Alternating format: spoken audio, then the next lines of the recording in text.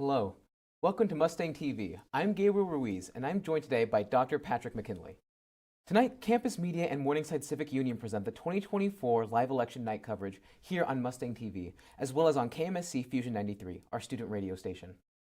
We will be reporting on state and local elections, along with federal elections from California to Maine and Montana to Mississippi. Tonight will include live coverage on elections across the United States, as well as insights and commentary from Morningside University students and faculty. Before we get started, let's check in with our reporters in the newsroom. Hi, my name's Adam Philippi. And I'm Ella Raggi. And we are currently in the newsroom right now. This is where all of the updates will be coming in, or part of them. So we'll keep you updated as the evening goes on. So if there's any important info, we'll bring it to you from this room. And that's about all we have for you right now. So we'll head back to Gabe. Thank you so much, Adam and Ella. Now, so Dr. McKinley, could you tell us a little bit about the importance of Iowa in the early presidential election cycle? I'm glad to do that. And Gabe, first of all, I want to congratulate you and the entire staff here for putting this on tonight. This is an outstanding opportunity for our students to be a part of election night coverage. And I just also want to share with our audience that this is a long tradition that we've been doing for over 28 years. So kudos to everybody here for working so hard to put this together. So thank you so much. Thank you for inviting me. So let's talk about Iowa. So one of the things that drives people crazy, both in the United States, everybody's like, can it be over, can it be over, is our presidential election process takes a very long time. And we all know that this has really been going on for over a year and a half. You have to start somewhere in a presidential selection process. And the political parties have to choose who are they going to have represent them. And they do that through a series of primaries and caucuses. And so the choice opportunity is who gets to go first. About 40 years ago, Iowa chose to do a caucus system, and there was this governor from Georgia who decided to come and live in Iowa basically for a year and got to know the people of Iowa. And in that caucus, it was in early 76, Jimmy Carter, governor of Georgia, came and won the Iowa caucus, and that's what launched him to his presidential career. And so Iowa became the first in the nation, part of the process. And so Iowa's had this opportunity going on for 40 years. And even this year, we had the unique opportunity where the Democrats weren't focused on Iowa as much this time, because at first we thought, of course, it was going to be President Biden running for re-election. But the Republicans had their caucuses, and so for that reason, the Republicans were spending a lot of time in Iowa. Governor DeSantis, Nikki Haley, et cetera, and former President Trump. And so Iowa got to be the first in the nation caucus for the Republican Party. Okay. Have we seen any ripple effects from that, do you feel? Well, it gives Iowa a unique place in the presidential process, but the rest of the nation pays attention to what's going on here, but there's also the politics happening elsewhere. So when you mean ripple effects, do you mean in terms of what this means for Iowa politics, or do you mean for national politics? Iowa politics. Well, it's going to be interesting. Different players within Iowa chose who they would support and others who would not, and it was rather important that at one point Governor Reynolds actually supported Governor DeSantis in the caucus. And of course, President Trump won. Mm-hmm. And so it's, that made it a very interesting process. And shortly thereafter, he kind of wrapped up the nomination pretty soundly after Nikki Haley dropped out of the race. And so I think that's not an insignificant thing that's happened along the way. I see. Thank you so much. And here we actually have our State Watcher Report, if you want to take a look at this. Sure. Excellent. What do we got? We got Kentucky, we've got Indiana. Yeah, so these are a couple of states that are coming in early, and it looks like, this looks like with 28% of the vote, it looks like they're calling it for President Trump. That's not surprising, Gabe. I mean, it's a state that President Trump won pretty handily the last two times, so far showing about 62% of the vote, but that's still early numbers. We don't have all of the numbers in, but I think they're probably going to be calling Indiana for President Trump. Okay. It looks like we've got Kentucky as well. Again, a state that President Trump carried pretty well, although Kentucky's an interesting state because they have a Democratic governor. And so it's, you have some statewide offices that are Democratic and other offices, Senator Mitch McConnell from Kentucky, who's the leader of the Republican minority currently in the Senate, is also from Kentucky. But it looks like it's probably going to go pretty solidly for President Trump, and looks like we've got 39% reporting, so that's a pretty significant. And how are we doing for time? Are we still okay? Yeah. Okay. So I'd like to get our watchers to pay attention. This is important in two respects. It looks like West Virginia, once again, is going to go pretty strongly for President Trump. Again, that's kind of an expected outcome. We've got a small percentage in at this stage, but I have a feeling that they'll end up calling this for President Trump. He's led there pretty significantly in this race and in previous ones. But what's more significant about the West Virginia elections is that Senator Joe Manchin of West Virginia decided not to run for re-election, and it appears likely that West Virginia will elect Governor Jim Justice as their new senator, and so that would be a pickup of one for the Republicans. And so if everything else were to stay in the same alignment that they are now, that would give a 50-50 Senate. So it will then really depend on who has the presidency to determine this control of the Senate. Okay. Thank you so much. I appreciate it. Yep. We are going to jump over to the newsroom for a local update.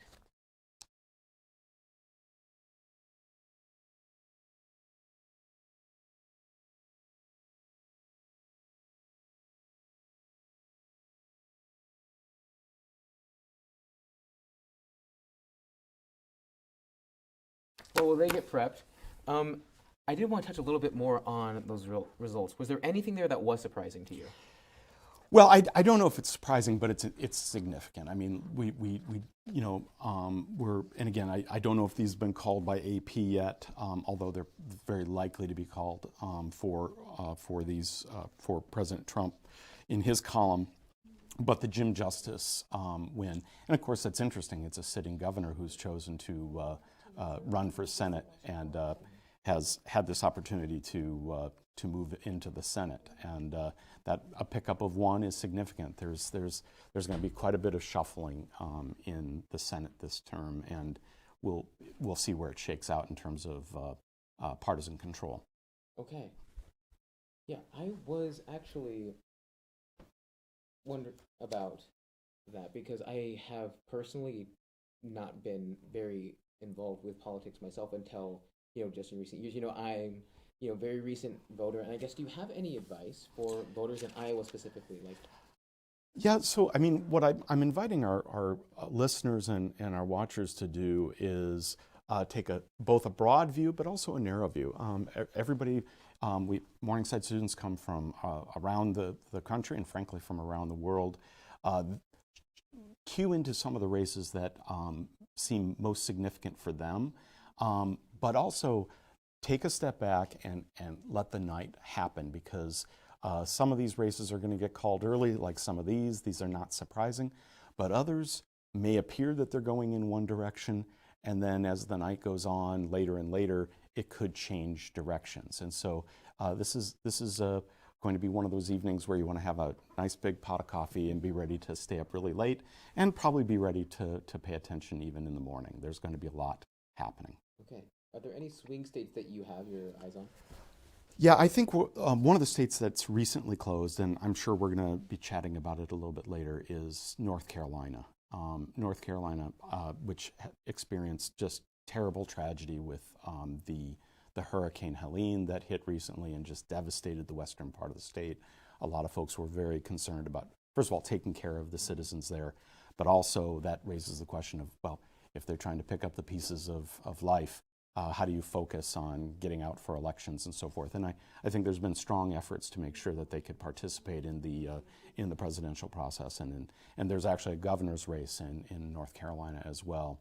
And so, but that's a state that was President Biden was within 1.5 points last time, And so the question wow. is, the question is could it be swingy? You know, and you know, President Trump has spent a lot of time in North Carolina. Vice President Harris has spent a lot of time in North Carolina, so they're focusing on that opportunity for both campaigns. Okay, I see.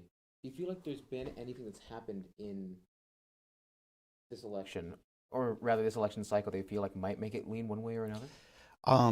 Well, like I said, there's a variety of things that impact North Carolina in particular. The tragedy of the hurricane Yes. is one.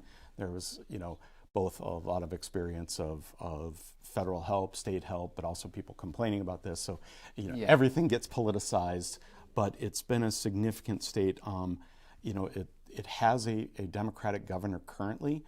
He's actually term limited out, and so it's an open governor's race. But let's just say that governor's race has had some colorful figures participating, and so it'll be interesting to see how what is happening at the gubernatorial level may have down ballot as also perhaps up ballot consequences. It's too early to know. Mm-hmm. I see. Thank you for that. Thanks. We're going to turn it over to Adam back in the newsroom. Hi, my name's Adam Philippi again, and I'm here in the newsroom. Currently, for some updates, Trump has reportedly won the state of Florida, Mississippi, Indiana, Kentucky, Tennessee, Alabama, and Oklahoma. Currently, right now, reported in the state of North Carolina, Donald Trump also had a 5% black voter increase amongst men. Harris additionally won the District of Columbia and Maryland. And going back to this, so back in 2020, Biden had a 59 to 36% vote margin amongst black men. So comparing that to the 54 to 44 is something interesting to think about. And then for poll updates, for the voting sites, Georgia and Pennsylvania have extended their voting timelines because the state of Georgia had some bomb threats occur, and the state of Pennsylvania is having technical issues at the moment. So far, that's all I have at the moment. We'll get back to you within the half hour on some further updates. Turning it back over to Dr. McKinley.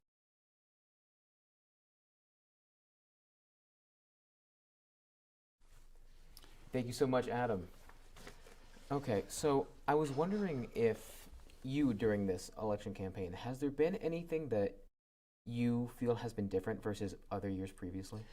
Well, I mean, we have to talk about the fact that this has been an exceptional election cycle. For one thing, we talked about the role of Iowa in this campaign, and you know, we had the opportunity to have Governor Haley came on campus, so we Morningside students have had a chance to kind of witness parts of this. Former President Trump did a major rally down at the Orpheum, and I know some of our students were able to participate in that. But to have a president who, you know, was president, lost re-election, and then has come back to run for election again, that's pretty exceptional. That's only happened a couple times in American history, so it's very unique, and only one has won. Grover Cleveland did this back in the 1800s, and so that's unique. Of course, then having President Biden, who, you know, everyone expected to run for re-election, and then deciding after a rather difficult first debate to stand out of the race in July, and then to have Vice President Harris kind of step into that role as the Democratic nominee. And in the midst of all that, we have two incredibly dangerous situations with two assassination attempts on former President Trump. This has been an exceptional presidential election year that is going to be something for the history books, regardless of who wins tonight. Mm-hmm. And we just got an update, and I was wondering if maybe you could give us your thoughts. Okay, great. Let's see what we've got. Looks like we've got some more. This is coming out of Indiana. Again, Indiana has pretty solidly been a pretty red state for the better part of the last 20, 30 years, with a couple of exceptions. This is referencing Jim Banks, who is running for re-election, and it looks like it's very likely for him. It's 27% reporting, but I have a feeling that they will likely call this for Senator Banks. But we're still waiting. It looks like we're still waiting to hear from the Indianapolis area, which could balance things out a little bit. But so far, he's got 65% of the vote. So that's what we're hearing from Indiana. And again, the Senate, we'll talk about this in a minute about some of what's happening in the Senate. Similarly, we're looking at what's happening in Vermont. I was kind of hoping we'd hear something about the Senate race there, but currently it looks like Vice President Harris is up pretty significantly there, but I think we're only at 20% of the vote. Mm-hmm. Again, Vermont is generally a pretty blue state, so not unlike Indiana, but the opposite tends to go that way. This is actually Bernie Sanders' state, and we'll be curious to see what happens with his reelection. Again, he's pretty popular in that state. I won't be surprised, so how are we doing for time? I could talk about this for a moment. We could do another 3 minutes. Okay, so something that our listeners and those watching us on YouTube should maybe be paying attention to is, only a third of the Senate comes up every 3 years or every 6 years, every 2 years in a Senate seat is a 6-year term, and so only a third of the Senate comes up, and it kind of depends. It isn't like 50-50 for both parties about who's up and who's not. So what was being assessed was that this was going to be a bit tougher climb for Democratic races as opposed to Republicans. Mm-hmm. Some of the Republican races were a little bit safer. Are you with me? Yep. And so that's why when we were talking about West Virginia, that was a pickup. But there are races that are pretty solidly safe for both parties. We were just talking about West Virginia, or about Indiana. We could also say the same about Vermont.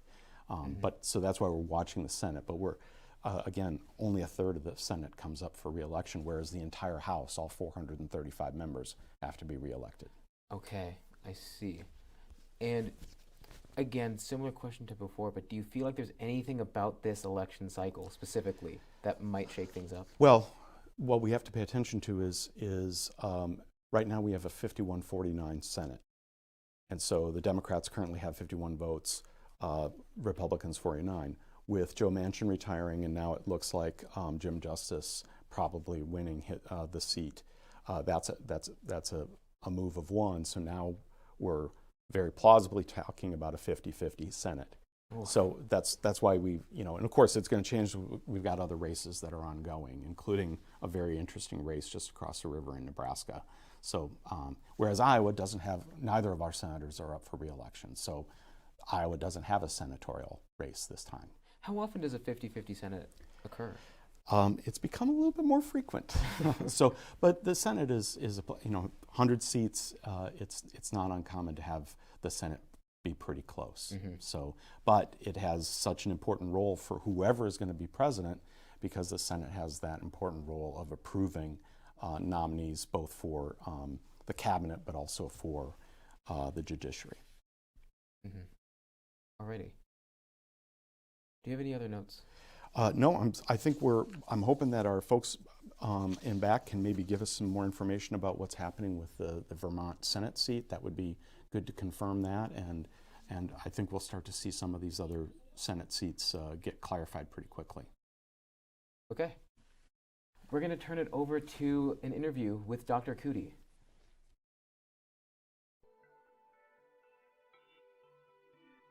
Hello everyone, my name is Jaden Carney and I'm with Campus Media, and I'm joined today by the Dr. Cootie. Hello. Hello.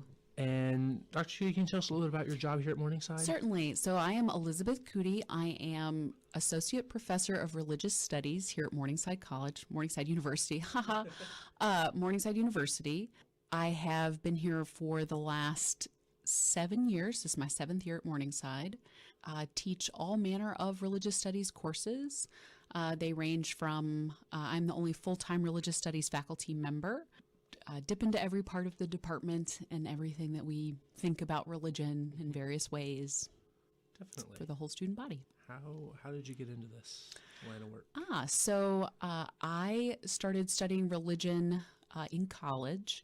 I had a wonderful religious studies faculty member And she introduced me to what the study of religion could be. I was actually an English major, very proud of my English major, thank you very much, but took a lot of great religious studies courses, and after college ended up thinking about where I wanted to take my study, went into religion, felt very passionate about work made some sort of social change. I wanted to think about religion as a way of making social movements happen. Definitely. That's awesome. That's really great that you found kind of your passion in college. That's awesome. Yeah. Tonight for election night coverage, having Dr. Cootie come in, talk to us a little bit about kind of religion and politics, kind of give a broad overview of kind of how they play into each other. Sure. So religion and politics are two things that you're not supposed to talk about in polite company, at the dinner table, at various things. So thinking about both of them together tends to really make people think about their things that are very deeply held beliefs. Also shows deeply held kinds of behavior. In other words, it shows things that they do for reasons that sometimes they even find difficult to explain to themselves. Both do this, and also gives them a sense of sort of who they are. These are both kind of identity categories. Both studies, although they're very different in terms of how we study them and sort of what kinds of things we use, kind of tools we use to talk about them, both studies do have to do with the real complex parts of human nature, I think is a way to talk about them. Now, you just talked about how religion and politics are identities.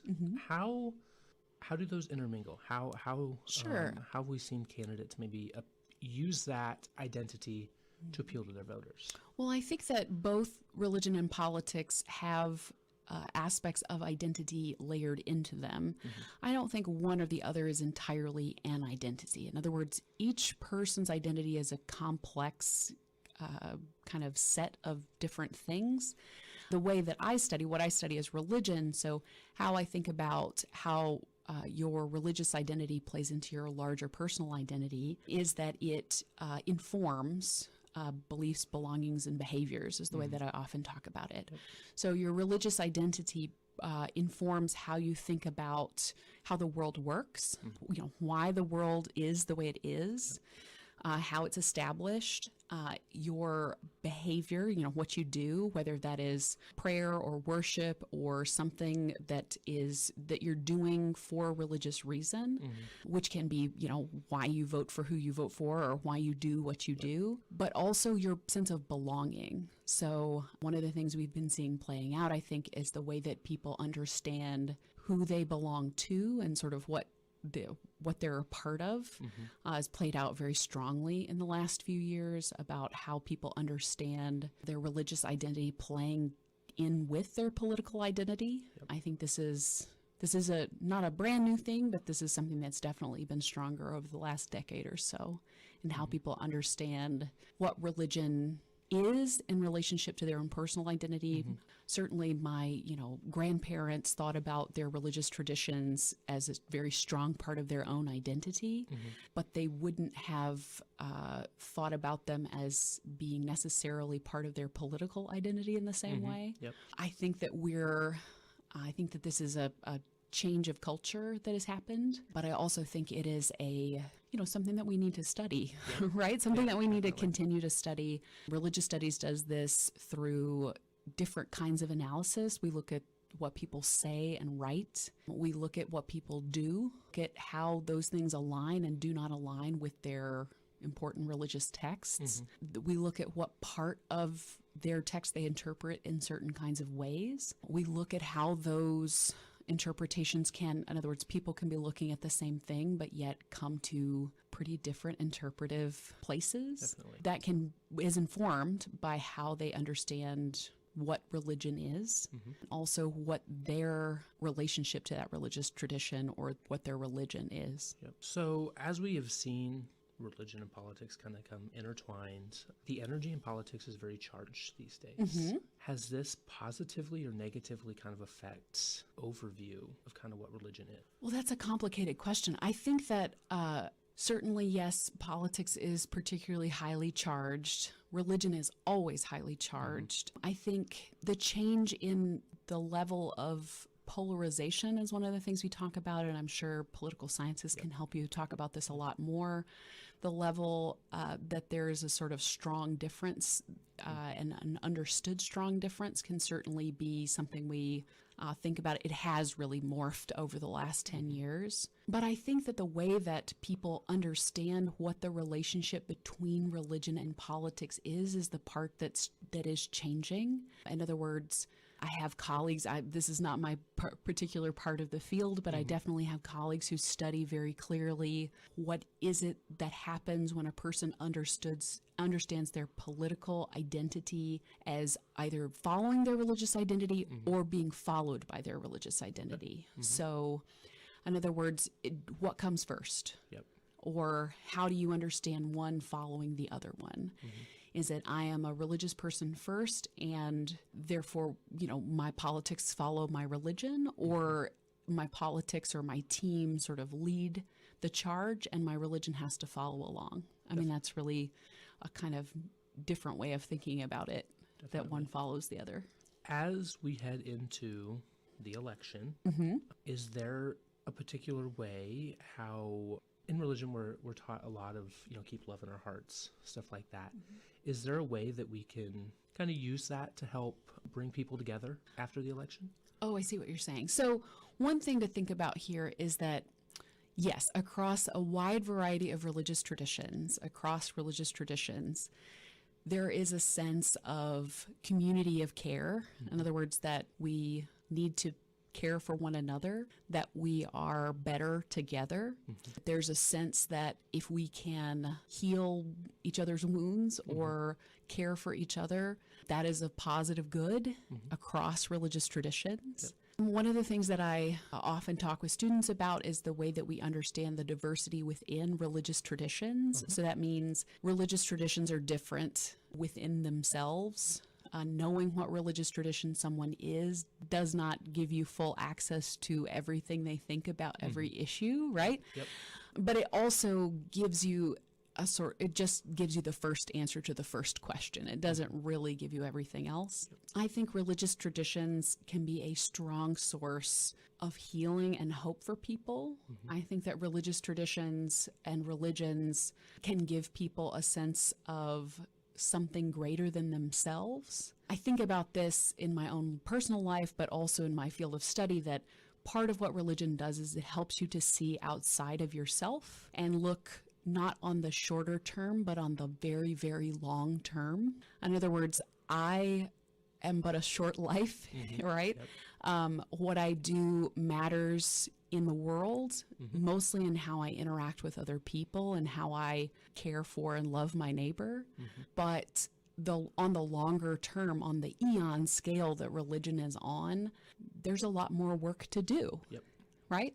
And so if we can, I think what religion can help people do well is step back and think on this bigger scale about the world and their place in it in a way that can be very healing and very, very helpful, especially when the short term is very stressful. Right? We're talking a few days before the election. We're all very much anticipating what happens. We don't know. We're here in the past thinking about what happens in the election.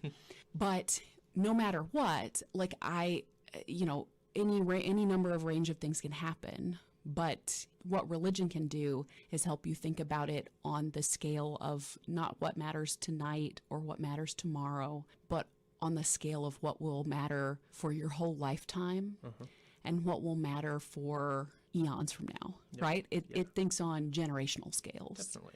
In a way that I find really sort of soothing in a stressful time, right? Take a nice deep breath and think about what all of this, there are things about this that matter, and there are things about this that matter immensely. But how would your religious tradition tell you to think about it on a longer scale? Because they do. They all do. They all have a longer term understanding of what is important in the world. So if you can think about it on that big scale, I think religion can give you something, and a religious tradition that, especially if you claim one as your own, right, can give you something to think about on that big worldview kind of scale. Definitely. Now, as we wrap up and just kind of go back a little bit, you talked a little bit about there's people in your field of study who study kind of this relationship between religion and politics. And do you foresee, in the future, do you foresee this relationship maybe changing how people study religion, maybe how, as people get their religious studies degrees, do you foresee that impacting kind of the courses that they take, maybe an increase in religion and politics courses? Sure, absolutely. So, in fact, we've had a couple students over the last few years who've studied specifically pieces about religion and politics. I've had some great senior projects that specifically deal with the relationship between religion and politics. It is definitely something that I think is of interest and continues to be an important part of the field. Just because my own sort of scholarly interest doesn't go that way doesn't mean that I can't help students sort of find their feet in that material, especially because of the way that we do sort of your senior capstone and think about your sort of last course.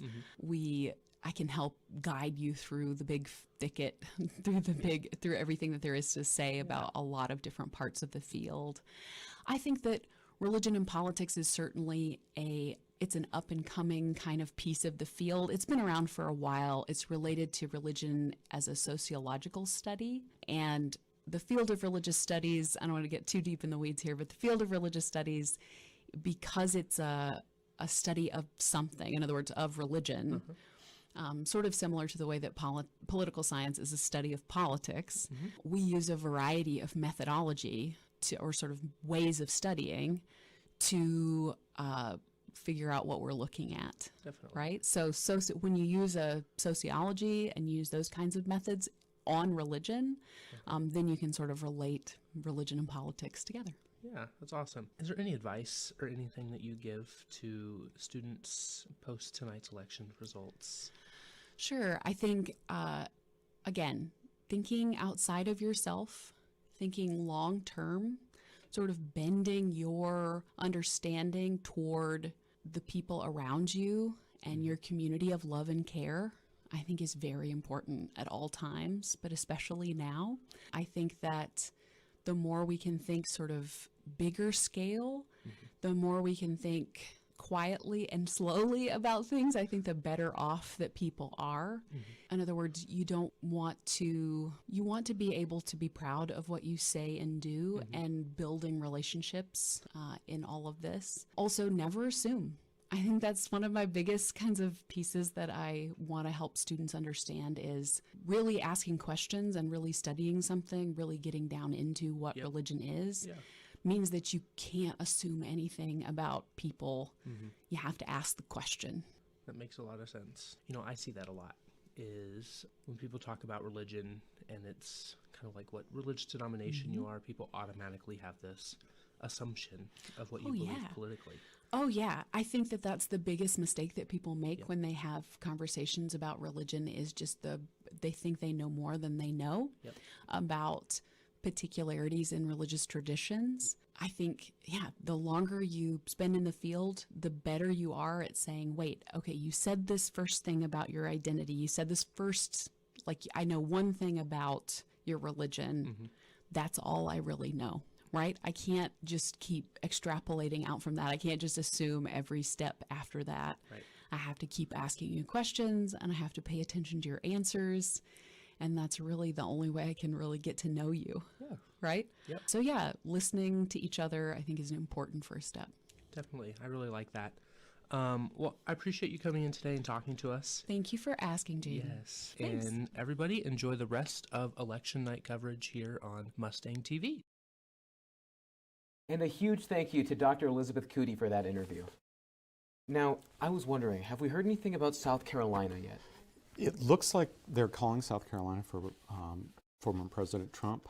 Again, that's kind of an expected outcome. So we're slowly going to get more and more of these states coming in that we have expectations, so the AP can call those a little bit earlier than they might call other races that are going to be a little bit closer. I haven't seen the breakdown of the numbers, but we've gotten word that South Carolina has been called. Okay. And you say this is pretty normal for South Carolina? Yep, absolutely.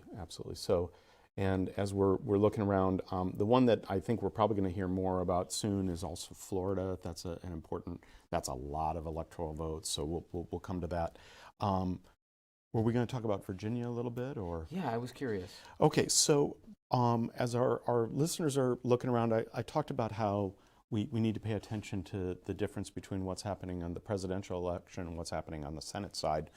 So in this case, we've got President Trump and Vice President Harris competing in for Virginia's very significant electoral votes. But there's also a Senate seat there, and currently Senator Tim Kaine has a lead there with about 37% of the vote, probably around a pretty solid lead. But when you compare those numbers, you can see that the numbers are going up and down. Senator Kaine's lead might be a little bit stronger than Vice President Harris's lead. She still is enjoying a lead in Virginia, but it's still going to be a ways out before AP is ready to call Virginia. So it gets us to realize that sometimes when we're looking at these are separate elections. You know, the people are voting for different people. You're not. Most states don't allow you to vote straight ticket anymore. You have to check each one, and somebody. Different people will take different choices as they move their way down the ballot. That was actually something that I was going to ask you about. When we're going up and down ballots, when you see like a state that predominantly votes for, Republican or Democrat, are we seeing a lot of that this year? Well, every state is different, and every state has its own qualities, and that's why, and I mentioned this earlier about North Carolina.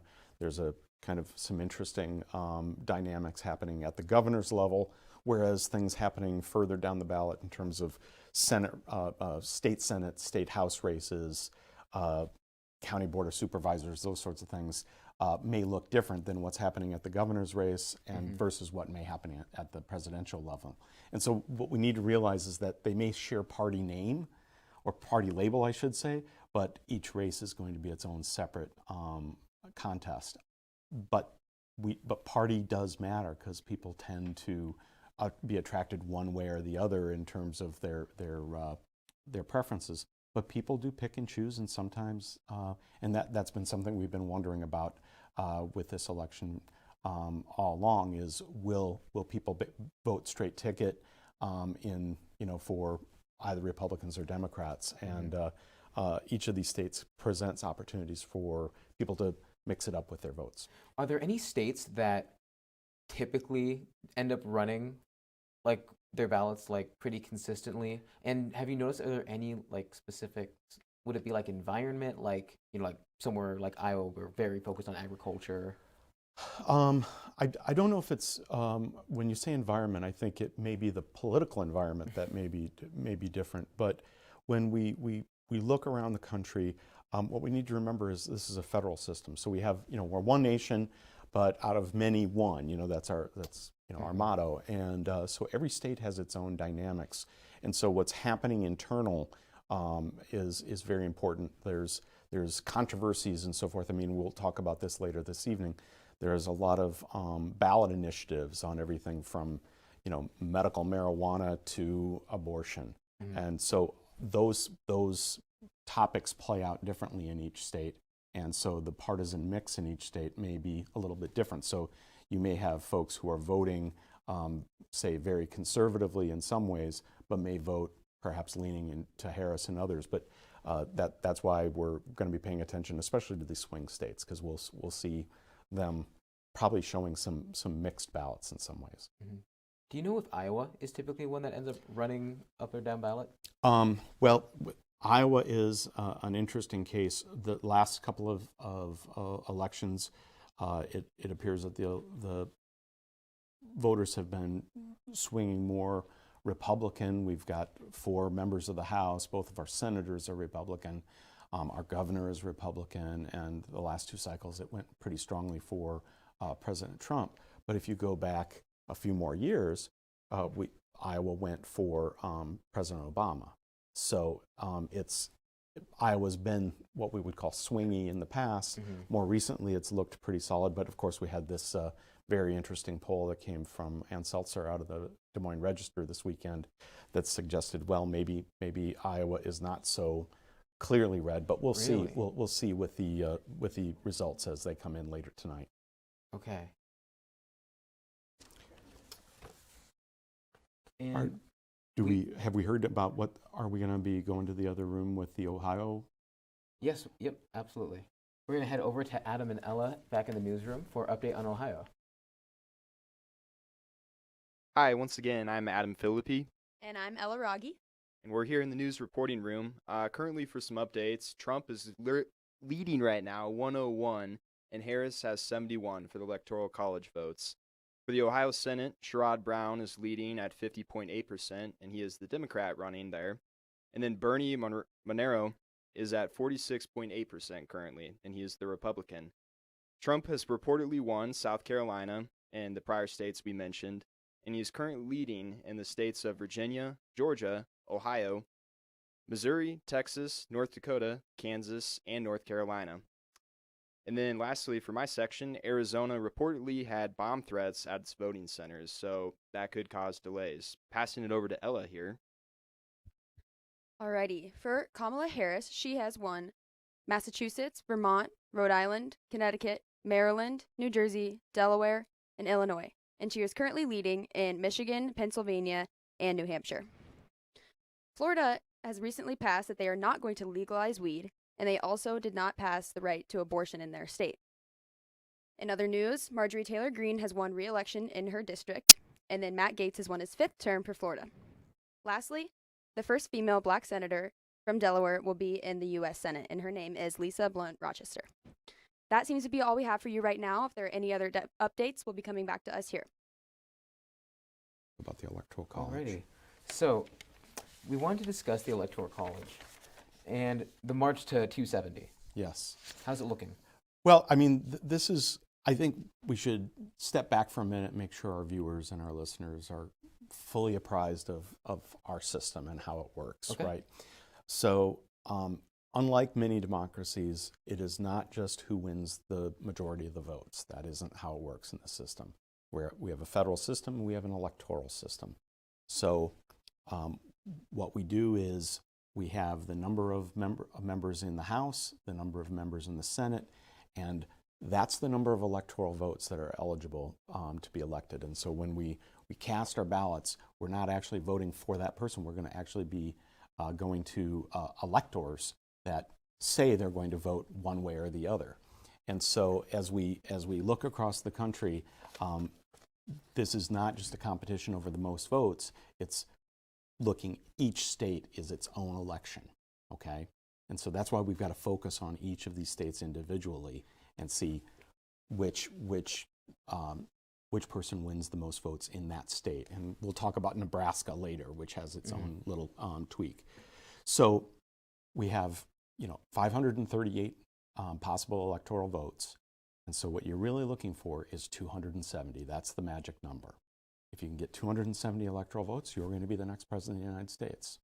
And so when we're talking about, when people are looking at their map, they can't just look at, well, it looks like it's a lot of red or there's a lot of blue over there. They have to look at what does this mean in terms of the electoral vote count. And so that's what we're trying to concentrate on tonight. So for instance, we just found out that Illinois has been called for Vice President Harris. I think it's significant. I don't think there's much more than 10-15% of the vote in, but they already know. This is one of those interesting cases where the AP can look at what that vote total and say, yes, we feel confident that it's going to, even though 80% of the vote hasn't come in, we don't know exactly where it's going to turn out. We have a sense that the electoral votes in Illinois, and that's a pretty large state with a lot of electoral votes. So as we're looking around, as our viewers are out there trying to wrap their heads around what's happening across the country right now, these are individual state elections for president, and so that's what they're trying to compete for. Okay. And I feel people who do know a little more about the Electoral College, there seems to be contention about feelings on it, and I was wondering if you could explain a little bit about that. Well, the interesting thing about the Electoral College is that it's feasible to win the Electoral College without winning the popular vote. So, this has happened several times in the last 20 years. or 25 years where the candidate who did not necessarily win the most votes from all Americans still won the presidency because they had they had 270 plus in the Electoral College, and this was the case for President Trump in his first race in 2016. He won a series of states, including in places like Pennsylvania and Michigan, where it was significant that he won those states, but because of the way that the distribution of electoral votes went, he won, even though he actually lost the popular vote by 3 million votes. Okay. We just got a huge update here. Okay. Okay, so we've been talking about South Carolina. It looks like it's gone pretty strongly for President Trump. We're getting, we've only got 44% of the vote in. He won pretty significantly last time by 55 to 44% with Biden. And right now he's doing very well with about 60% of the vote in. But the other big one that just came across is it looks like, I don't know if AP has called it for the state of Florida, which is an enormous prize. It's got a lot of electoral votes, and it appears that President Trump has won Florida with a bit over 50% of the, right now, about 56% of the votes. So a pretty solid win there for former President Trump. And it looks like he may have a slightly larger margin there than he did even in the 2020 election.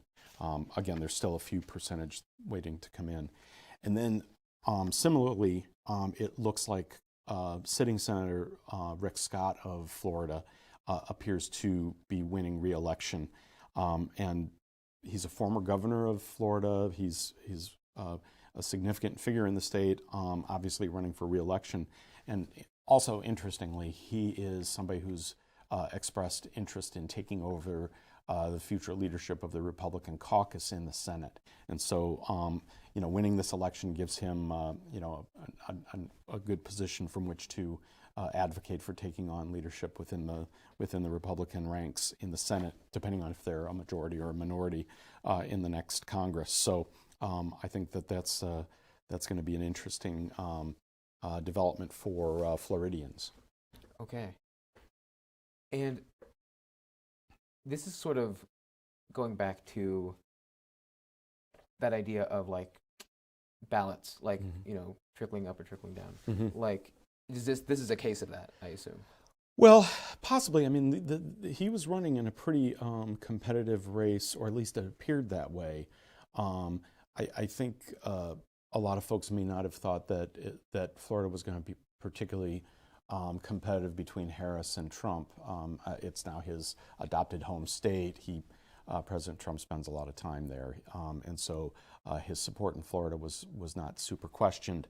But there was some early discussion that would Debbie Murcaso-Powell give him more of a challenge, and it's looking like he was able to meet that challenge. So, of course, what we don't know is what this means for House races or what's happening in other levels of Florida politics yet. It's still a little bit early to be making those calls. Okay. We just got another update. Okay. And this looks like, okay. So, don't know how much of this is reported. It looks like we're looking at state of Georgia. Yep, it's looking like so far President Trump has a bit of a lead there with about 52 to 47% of the vote, with about 2/3 of the vote in. However, I mean, that's early for Georgia because there's late counting that will happen probably later tonight. So I don't think the AP is going to be ready to call that yet. That's an important get for President Trump should he be able to seize that one. But I think it's a little bit early, but we should be watching Georgia. That's been a state that both candidates have been campaigning in pretty extensively. Okay. Does Georgia typically swing a certain way? Well, it's typically the last number of years been a pretty solidly red state, but of course in 2020 it went for Biden by little over 10,000 votes, and so it's you know, Interesting. Vice President Harris was hoping to have a repeat of that. The polls were saying it was going to be a little bit more easy for President Trump to maintain, but that's why they're watching that one pretty closely. It could come down to a couple of percentage points when it's all said and done. Okay. But it's still pretty early in the game. I see. So between these updates of Florida, South Carolina, Georgia, has any of it? Yeah, we haven't seen anything that's been kind of out of the ordinary just yet. That's really, and this is what we were expecting. I mean, these early races are going to be easier for the AP to call because they can predict with a little bit of confidence and certainty. It's going to be the states that are the genuine battlegrounds that are going to be hard to call early in the evening. And remember, in a lot of these places, the polls have just closed in the last hour and a half. So. Okay, and I would love to continue diving into that a little bit more. Okay. What do you feel like now that these votes are coming in? You know, like Florida was just taken by Trump. Right. Do you feel like what do you feel like is the cause of that? Well, I mean, I think that we're going to see that some states are going to be pretty easily called because they've had long voting patterns that have sustained one party or the other. We can compare that with Florida with Illinois, for instance. Illinois, if you actually look at the map of Illinois and see what's happening in the House of Representatives within the state of Illinois, you might think, oh wow, this is a red state, until you realize, wait a minute, Chicago has 3+ million people, and a large share of the population of Illinois is in Chicago, and it's a pretty blue place. And so Illinois tends to go that way. Once upon a time, Florida was a place that could swing either way. Really? And so, but more recently, it has become a much more solidly red state. And how recent? I'd say in the last 12 to 16 years. And some would go back a little bit further, but it's and part of that is demographic change. We'll see what happens when we see the final results, but it's remember, Americans move, and so they kind of take their political preferences. I was about to say, like, they kind of take their political, which is going to be a part of the story of North Carolina too. So, okay. Yeah, we've had a lot of shifting territory, right? People going to like different places. Right. And the pandemic accelerated that. People moving from one place to another and so forth, and they take their political preferences with them. So. Sometimes, and one of the interesting things that we've been noticing is that sometimes people literally choose where to, say, maybe live for retirement or maybe want to start their career because they feel more comfortable with the kind of politics that are there, which maybe people don't think about. But the political scientists are seeing that there's a bit of partisan sorting where people like to kind of live with other folks who tend to have similar values. Yes. Yeah. So it's a kind of an interesting phenomenon to observe. Okay. Do we have any places that seem to be sort of having that, like experiencing that effect, like more than others? I think as you look at the areas around the country that have been attracting a lot of especially new young talent. I'll give the example of North Carolina that we could talk about for a moment. Part of the reason why paying attention to what's happening in North Carolina is going to be difficult is that literally tens of thousands, if not a couple 100,000 people have moved to North Carolina just since 2020. Oh, wow. And they've moved into an area called the Research Triangle in the Raleigh-Durham area. The Research Triangle is an interesting name. Yeah, and it has the highest concentration of PhDs in the world. Oh. So it's got, Duke and, Chapel Hill and all these major research institutions and lots of high-tech jobs and that sort of thing. And so it's been a place that's attracted a lot of new young talent. And what's interesting is that those areas tend to be a little bit bluer than other areas, like in the case of Florida. Perhaps you're seeing a lot of retirees leaving certain parts of the Northeast, maybe fleeing the cold, but also being attracted by the politics and the political values that they see in another place. So it's something we should be paying attention to. Yes, definitely. Do you think that this might have an impact on any of the other states that we might get info on tonight? I think you can see at least glimmers of it in virtually every state. It may not play out in terms of what happens for their presidential selections, but I certainly believe it plays out in virtually every state in terms of what's happening in their local state and local politics. You know, where are people being attracted to, and states that unfortunately are losing population. That's another challenge. Everybody's been looking for human talent, and I think for our listenership, you know, from Morningside students, they're thinking about, well, where will I go after I go build my life, build my career? What sorts of things are going to be important to them? You know, obviously good jobs, good amenities, but also what kind of place has the kind of atmosphere that they want to be attracted to. Yeah, what kind of environment do they want to find themselves in? Absolutely. So I think we see this across the country, and so but so far I don't have much more about what's happening in Florida in that regard, but it's been something that some analysts have been raising with regard to North Carolina. In the future, it may be an issue in a place like Texas, although I don't know if that will play out much in this particular election cycle. Okay. Then thank you so much. Okay. We're going to take a break. Thank you all so much for listening. I did not see that, and I did not see the scratch, but both kids were pretty concerned about it, so I kind of believe them. And she said, look, and she had been scratched down her back and she was bleeding.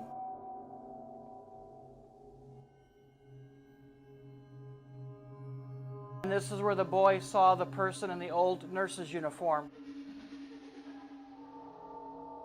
But we were in the kitchenette, and the door flew open and she ran out crying.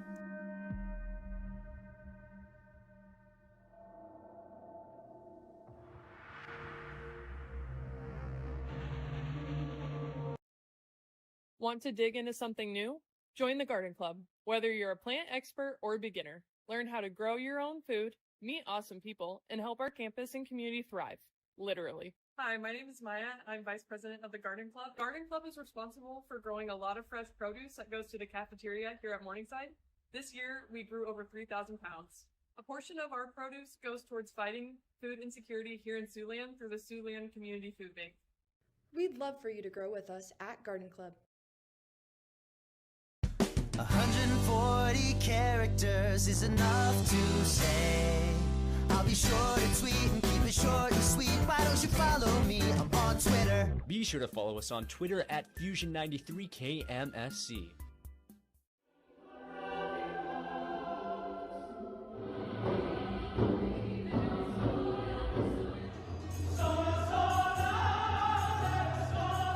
Concert was awesome! This concert was pretty fun. This concert wrapped up pretty well. I looked out and I saw my mom crying, so. We ate it all. I think we killed it. The concert went great, except for when I tripped on the amp, but other than that, fantastic.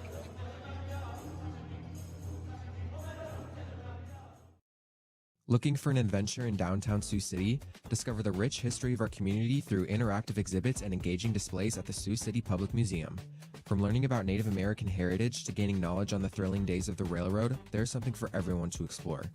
For more information on special events in the community and activities for you and your family to enjoy, go to SiouxCityMuseum.org. That is SiouxCityMuseum.org. Experience Sioux City's vibrant past and deepen your connection with your community. Visit the Sioux City Public Museum today.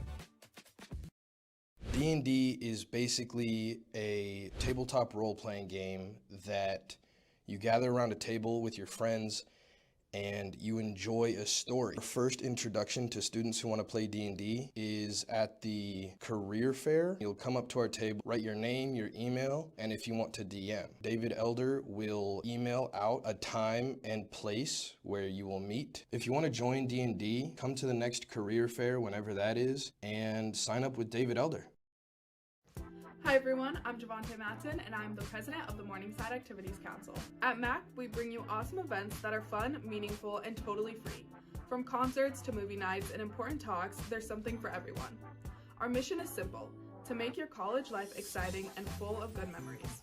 Come join us. If you're looking to join us in person, you can come to our MAC meetings at 6 p.m. in the Student Government Office every Monday, or you can look us up on Instagram at MAC@Morningside and find us there.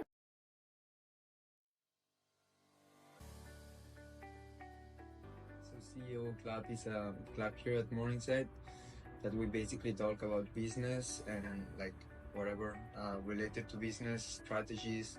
We often have guest speakers. So yeah, we bring CEOs and like important people from the area. They should join because there's free food almost every meeting.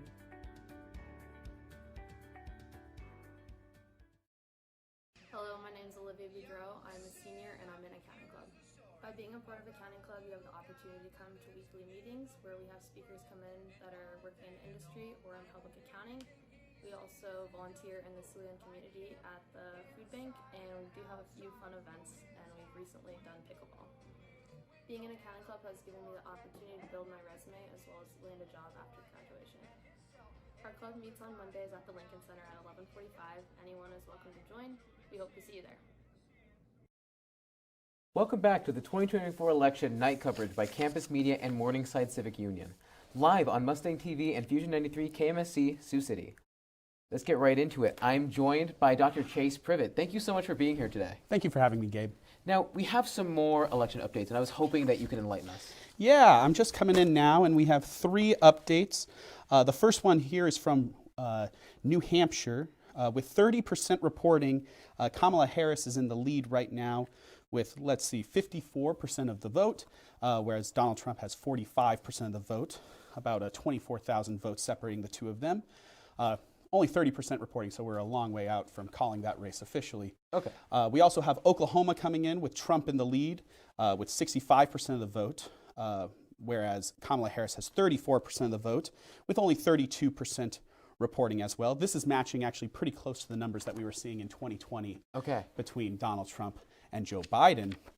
And then the third race that we have here is that of Illinois. So Illinois was actually officially just called in favor of Kamala Harris. Only 17% are reporting, but as we know, Illinois typically falls in favor of the Democratic Party consistently.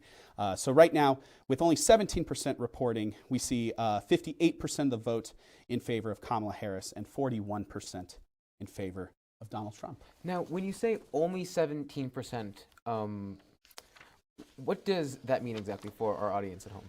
So for our audience at home, that means of all of the precincts, only 17% of the precincts have delivered their official ballots results to the state office, right? So right now, if you look at your map, if we had a digital map behind us, we'd be able to throw to that. Really, if you look at all the different county results, only 17% of them are in, but we know that based off of precedent in the history of the state of Illinois, that we're pretty confident that Illinois is going to go in favor of Kamala Harris. Of course, as Chicago's results get tallied, we know that Chicago is a left-leaning city in particular, and that's where most citizens of Illinois live. And so as those results start coming in, we're going to see more and more support falling in favor of Kamala Harris. Okay. And from the results that we've gotten so far, has there been anything that stood out to you at all? I know it's quite early. Yeah, it's quite early so far. I would say that generally there haven't been any surprises as of yet. For me, potentially watching at home before I joined you today, Gabe, the most surprising result was probably Florida, not in that I wasn't expecting Florida to be called in favor of Donald Trump, but it was called very, very early. There was about a 10% gap, which I think is much wider than we would expect in a Florida statewide race, especially because not too long ago, Florida voted for President Obama back in 2008 and 2012. And then, of course, Florida was the decisive swing vote in the 2000 presidential election between Al Gore and future President George W. Bush. Oh, okay. I didn't know that. So does Florida's history as like a swing state, has it typically run red? No, so the most famous example would be in the 2000 presidential election. In 2000, George W. Bush won the state of Florida by only 537 votes. So we're talking in these elections that are going in the hundreds of thousands, if not millions of votes. In that election, over 10 million votes were cast.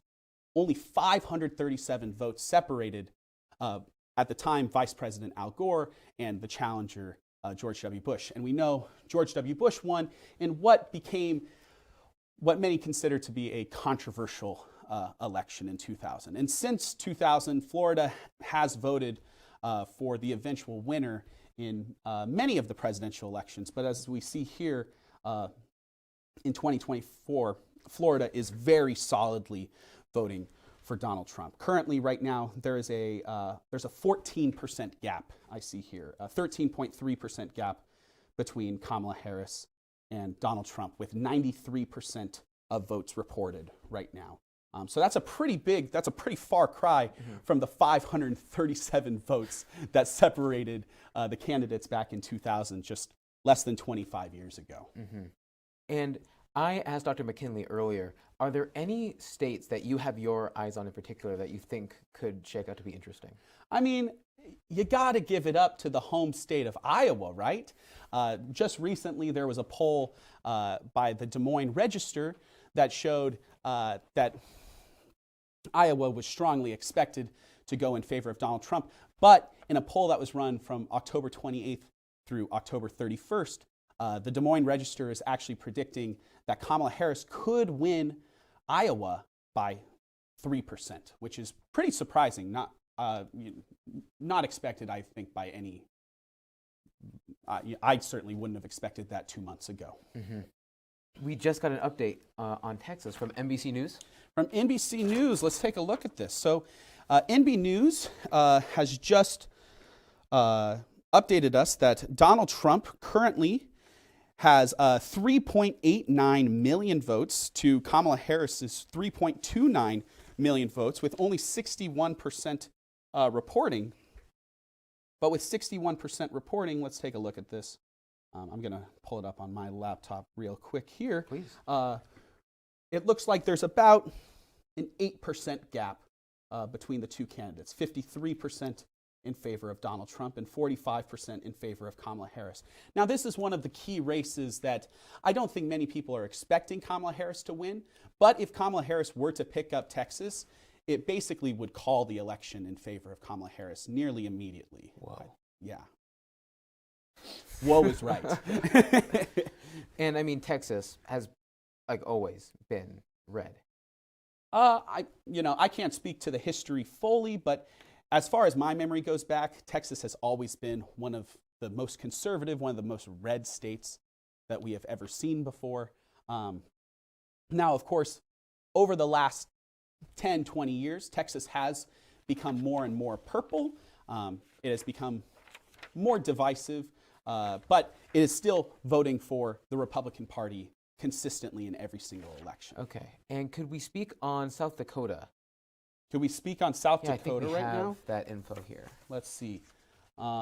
Looking at currently 1% is reporting on South Dakota, so we're very early on, but South Dakota has, breaking news, been reported in favor of Donald Trump. Now, we have some chuckles here in the studio. I don't think that's a surprise to anyone present. South Dakota is going to be very solidly in favor of Donald Trump. Currently, just over 3,000 ballots have been counted, but we're talking 68% in favor of Donald Trump to 29% in favor of Kamala Harris. Of course, South Dakota has been one of the strongest conservative states for as long as I can remember. So this is certainly no surprise at all. And it looks like we're still pretty early on in the race for Iowa, so let's not speak about that too soon. Currently, only 1% of Iowa is reporting with the edge given to Donald Trump at 64% to Kamala Harris's 34%. But we have a long way to go in both of those races, but South Dakota has officially been called to no one's surprise. Alrighty. We're going to take it back over to Ella and Adam back in the newsroom. Hi, everybody. It's Ella and Adam back here again with some election results. So far, Harris is winning New York, and she is leading in Missouri, Kansas, Pennsylvania, Michigan, Maryland, New Hampshire, and Colorado. Trump has won North Dakota, South Dakota, Nebraska, Wyoming, Oklahoma, Arkansas, Texas, and he is leading in Iowa, New Mexico, Virginia, North Carolina, Georgia, and Ohio. Locally in Iowa, both amendments surrounding the lieutenant governor and the citizenship amendments are looking to be projected to pass, but there's only been 1% of the vote reported. Okay, so moving on, Jim Jordan of Ohio was reelected to his 10th term.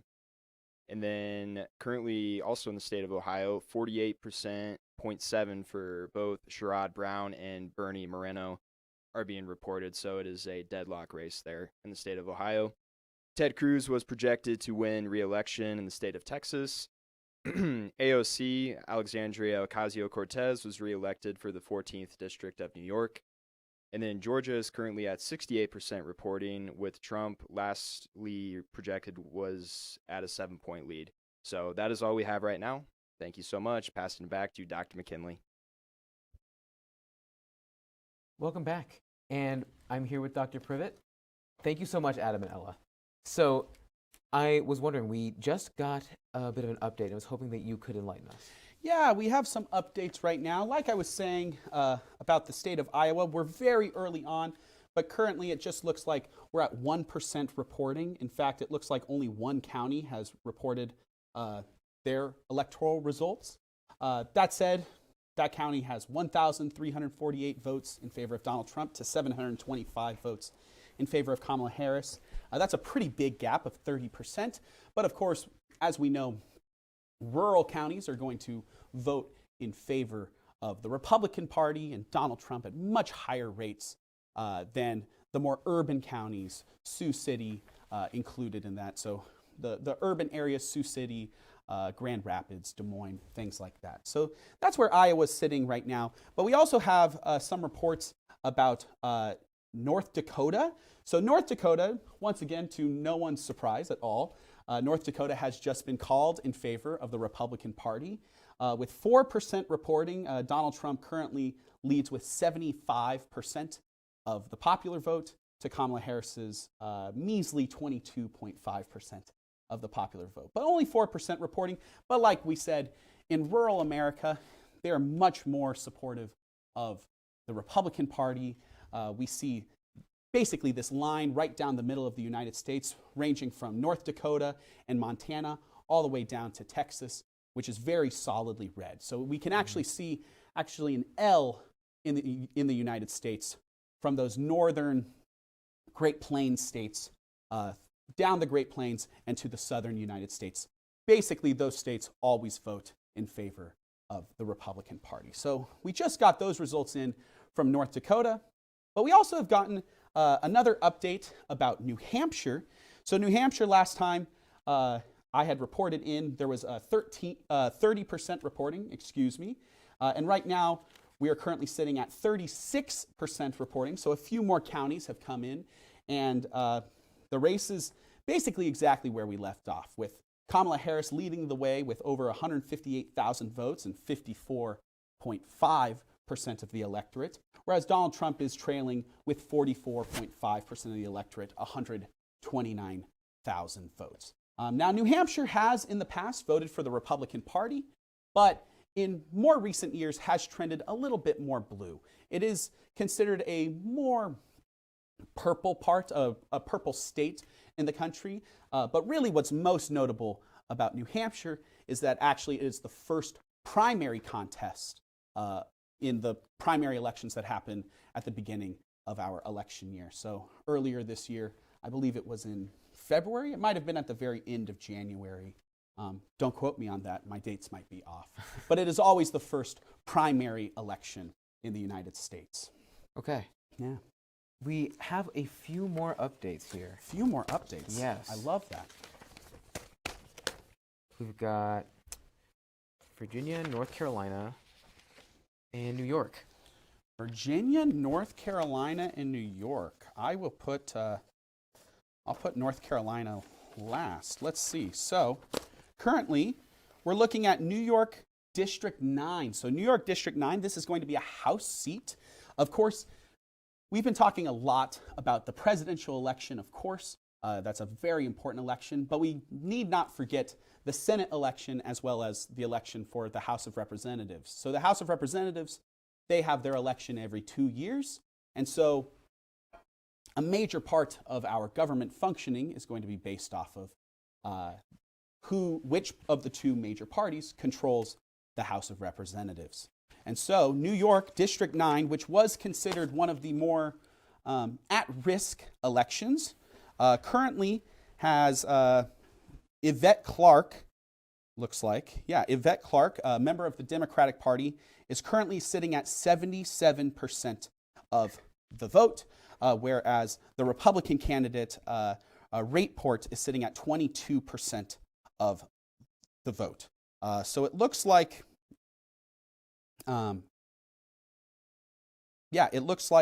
this may very solidly go in favor of the Democratic Party, but we don't have enough votes yet to call it at this point. But that is one race in favor of the Democratic Party in New York. We also have another congressional election happening in Virginia, Virginia 7. Now, Virginia 7, we can see that the Democratic Party is also leading the way with 51% of the vote. This is the Democratic candidate, Eugene Vindman.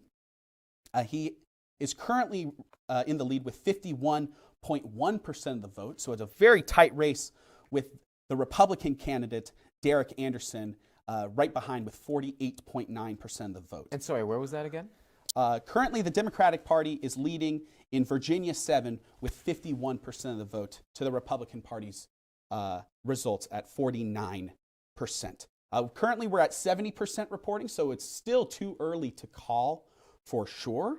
But something that's interesting about this race is that actually neither candidates are an incumbent. So this actually means that this election is considered what's called an open seat. And open seat elections for the House of Representatives are oftentimes the most contested seats. You know, they're the most up in the air because typically once someone is in office, whoever is that incumbent, they're going to continuously win that seat over and over again. Mm-hmm. And so with this open seat, it's kind of up for grabs for either the Democratic Party or the Republican Party to take this seat for many, many years to come. And that, yeah, I was about to say that's pretty substantial because if they do get that seat, then they're going to probably continuously win that seat. Yeah, potentially. So if Eugene Vindman can hold on, this means that Virginia 7 is likely going to be a Democratic seat for many, many years. I should also say that all of this information is coming from the Associated Press, which is typically what we consider to be the gold standard of media coverage, besides, of course, Morningside TV. And then lastly, I wanted to point out another House race. This is occurring in North Carolina. North Carolina, big state right now. Big state because it is considered one of the key pivotal swing states in the presidential election. But also looking here at the House of Representatives, we see here that the Democratic candidate, Don Davis, is ahead with 51.1% of the vote. And the Republican candidate, Lori Buckhout, is right behind with 46.3%. Currently, only 43% are reporting, so of course we're going to get more updates as the night goes on. But this is looking pretty good if these three seats, which were all considered pretty hotly contested House seats, might go in favor of the Democratic Party, which means the Democratic Party might be able to take control of the House of Representatives and control one branch of the federal government, which would be very, very interesting. And for our students at home, could you maybe talk about what kind of impact that has when one party has a stronger hold on the House of Representatives? Yeah, so of course, in order to enact any kind of policy, any kind of law, you need the support of a majority of members in the House of Representatives, as well as a majority of members in the Senate, right? And so if the House of Representatives goes in favor of the Democratic Party and the Senate goes in favor of the Republican Party, it might be harder for the two houses to come to an agreement on certain laws, right? And so in political science, we call that gridlock. Gridlock is just the inability for the two lawmaking houses to come together to some kind of agreement. Now, some Americans actually like having the two houses in Congress be controlled by the different parties. because then that's going to create a space for more compromise, right? One party is not in charge and just passing every single law. And I also want to remind the viewers at home that in order to make a law, we need both houses of Congress to pass it, but we also need the president to sign that bill into law. And so it's this huge problem of coordination where you need a lot of different people on board to pass anything into law. So just remember that if you ever feel like the government is really slow moving and that it's not working to the best of its abilities, well, you can a lot of times blame that on the founders of our country, the George Washingtons, the James Madisons, because they designed the government in such a way to be extremely slow moving, to make sure that the government doesn't pass laws too quickly. They don't want it to be too reactionary to public opinion a lot of times. And so it might be interesting to see right now the House of Representatives is controlled by the Republican Party. The Senate is controlled by the Democratic Party. And interestingly enough, by the end of tonight or tomorrow, we could see both houses of Congress flipping. Interesting. We could see the House of Representatives next session controlled by the Democrats and the Senate controlled by the Republicans, which would be a complete change.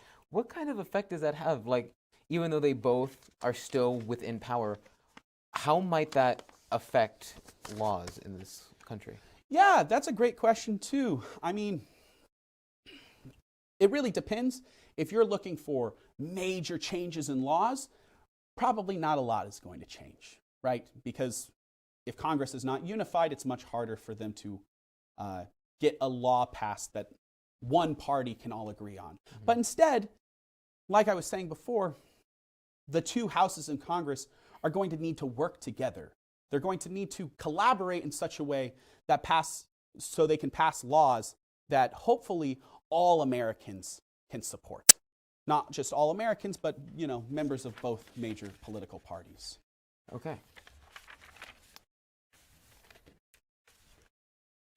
And do you have any other thoughts on the House of Representatives and how it's looking right now? How it's looking right now? Because you say it's like they're going to flip, but what are we looking at for that? Yeah, I mean, estimation. Currently, just looking at these three results, it seems that these three contested elections might all stay in favor of the Democratic Party. But currently, with the way that the results are coming in, we see that 82 of the House seats have been called in favor of the Republican Party, and 57 have been called in favor of the Democratic Party. Now, of course, a lot's going to change over the course of tonight. Bigger cities are going to be much, much slower in counting up all their electoral votes, which means all of those different House districts that carve up those urban cities, it's going to just take us longer to know the results of those elections. And so we will see, I shouldn't call it a blue wave, but we're going to see a wave of more Democratic-leaning House seats coming in the next couple hours, especially because California has the most House seats with 52. And as I'm sure most of our viewers at home are aware of, California has many, many Democratic congressional seats. So that's just automatically going to add 30 to 40 to the list. So right now it's 58 Democratic Party, 84 Republican Party, but there's a long way to go. Right. We need 270 seats, basically.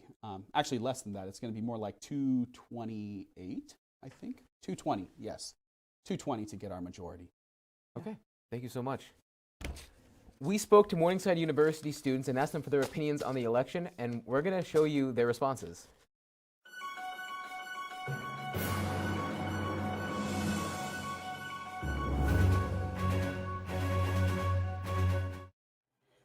I think it's important to vote because it can seem like it's only your own voice, but your voice adds up to a lot of other voices, and all of these voices collectively can impact our future. Okay, I think it's important to vote because you can make a difference, and I don't really know, you can change the society. I would say the system I like the most is the Swedish one because I think for people outside of politics, you can understand it so much easier. I think it's important to vote because it gives the citizens a say in what happens in their country and what goes on, and having the candidates show you what they can do for the country is good, so you can have a better and clear idea of who you're voting for and why you're voting. I feel like the system here is better because it's machines counting the votes, and machines don't have any relationships or anything, whereby in my country where humans are counting the votes, people might have biases or might change the ballots or intervene like with the actual votes. So I definitely think here's better. Okay, I think voting is important because as a person of color, it is important to have that representation out there, and your voice needs to be heard. So, do I feel like I know a lot of information about the candidates? I honestly would say not enough. And I think that's a big problem with our generation because we look at like what's on social media, and this is for me really like I need to look at like the news sources and like look it up and make sure it's like credible and stuff. And so definitely want to take responsibility for that because I feel like honestly a lot of people feel the same and we don't really recognize it and we kind of just listen to what our parents say. So if I'm being honest, I feel like not enough. So, but go vote. Okay, so it's really important to vote because all of the rights that we have, all of the beliefs that you have, you're voting for that. You're voting to push that towards our society, and you're influencing history as well. Like, understand that you are important, and therefore it's important to vote, so go vote. I think it's important to vote because by voting, we are representing our democracy and free will. So I think it's important to vote because it's important to stand up for your community as well as your country. I personally got a job recently working for Great Plains Action Society, and we just had a whole campaign that was dedicated to getting out and getting people registered to vote, knowing like their rights. So for example, if you're a felon and you haven't really had the chance to vote because you were afraid to vote for whatever reason, we were able to help people register to vote. And I just think it's really important. This is my first ever like presidential election, so I just think that it's super important because of that. I think it's important to vote for many reasons. First of all, this is our future. I would like to see us rise together. I would also like to see America as a whole and not divided. I would also like someone who represents us people of color. I just want to see the rise of America. I want it to be a better place. We have updates from Delaware, Maryland, and Missouri. Dr. Privet? Yeah, we have a couple updates here. The first update is that the state of Delaware has been called in favor of Democratic candidate Kamala Harris. Currently with 63% reporting in Delaware, Kamala Harris has 57% of the vote with 184,000 votes. And Donald Trump is behind with 136,000 votes, 42% of the electorate. And so Delaware, I got to say, Delaware, we were expecting to go in favor of the Democratic Party. This is certainly no surprise. Just going with our trend that currently none of the states have been any surprise to us so far. Next up, the Associated Press has called the state of Maryland in favor of Kamala Harris. With 49% reporting, we see that Kamala Harris has just shy of 1 million votes with 62.8%, and Donald Trump is behind with 537,000 votes, 35% of the vote in Maryland. So we know that Maryland, just like Delaware, they're right next to each other, siblings, you can say, that Maryland was basically expected to go in favor of the Democratic Party, regardless of who was on the ticket. We have another result here. It is not called yet, only 19% reporting in the state of Missouri. But Kamala Harris, surprisingly, has taken an early lead in Missouri. 56% of Missouri is in favor of Kamala Harris currently to Donald Trump's 43%. Now, you know, people might start sounding the alarm that Kamala Harris is going to win Missouri. We shouldn't jump to any conclusions right now. Again, only 19% are reporting, and it seems that mainly the county that St. Louis, Missouri resides in is reporting. And as I have said before, these urban areas like St. Louis are going to lean much more toward the Democratic Party than the rest of the state, which is going to be much more rural. Okay. And we do have a few more updates. We have a few more updates here. Yes. Let's take a look. Ohio. We have Ohio. Trump is in the lead right now in Ohio with 54% of the vote. And it looks like Donald Trump, the Associated Press, has called the race in favor of Donald Trump. So Ohio, very similar to Florida in a lot of ways. Ohio, in the past, has been one of these swing states that has gone back and forth between the Republican Party and the Democratic Party. But we're calling it pretty early on that with 59% of Ohio reporting, Donald Trump looks like that he's going to hold on to Ohio. And this is an extension of the 2020 election when Donald Trump won Ohio by just over 8% against Joe Biden. And currently, Donald Trump is leading Kamala Harris by 9% in Ohio overall. So that is one, not a swing state, but has famously been a swing state in the past. And we also have another called race here, which is New Jersey. New Jersey is being called in favor of Kamala Harris and the Democratic Party with 53.9% of the vote for Kamala Harris to Donald Trump's 44.5%. Only 51% are reporting, but we know that the state of New Jersey oftentimes votes for the Democratic Party. And so we're pretty sure, we're confident that New Jersey is going to continue this trend and vote for Kamala Harris yet again. We have another interesting race that I wanted to point out, which is that of, let's see, this is going to be the House election in Delaware. Currently, Sarah McBride, the Democratic Party candidate in Delaware, is currently leading with 57.7% of the vote to the Republican Party candidate, John Whalen. And the reason that this race in particular is so notable is that if these results hold and Sarah McBride is elected to the House of Representatives, Sarah McBride would be the first transgender person elected to Congress in the history of the United States. No kidding. So history might be made tonight. I mean, in more ways than one, but of course, this would be a major step forward for members of the transgender community. We have updates from Florida and New York. Florida and New York. Let's take a look. All right, so we have here New York 4 just came in. New York 4 with 53% reporting. This is going to be the House district called New York 4. Anthony Despacito is the incumbent for New York 4. He's the Republican incumbent, and he is currently trailing his Democratic challenger, Laura Gillen, 47% to 53%. So this would be a political upset if these results hold, which would be very, very surprising. So this is just another example, as we have talked about over the last 30 minutes or so, that the Democratic Party seems to be doing quite well in House districts across the United States, or at least in the districts that we have talked about so far today.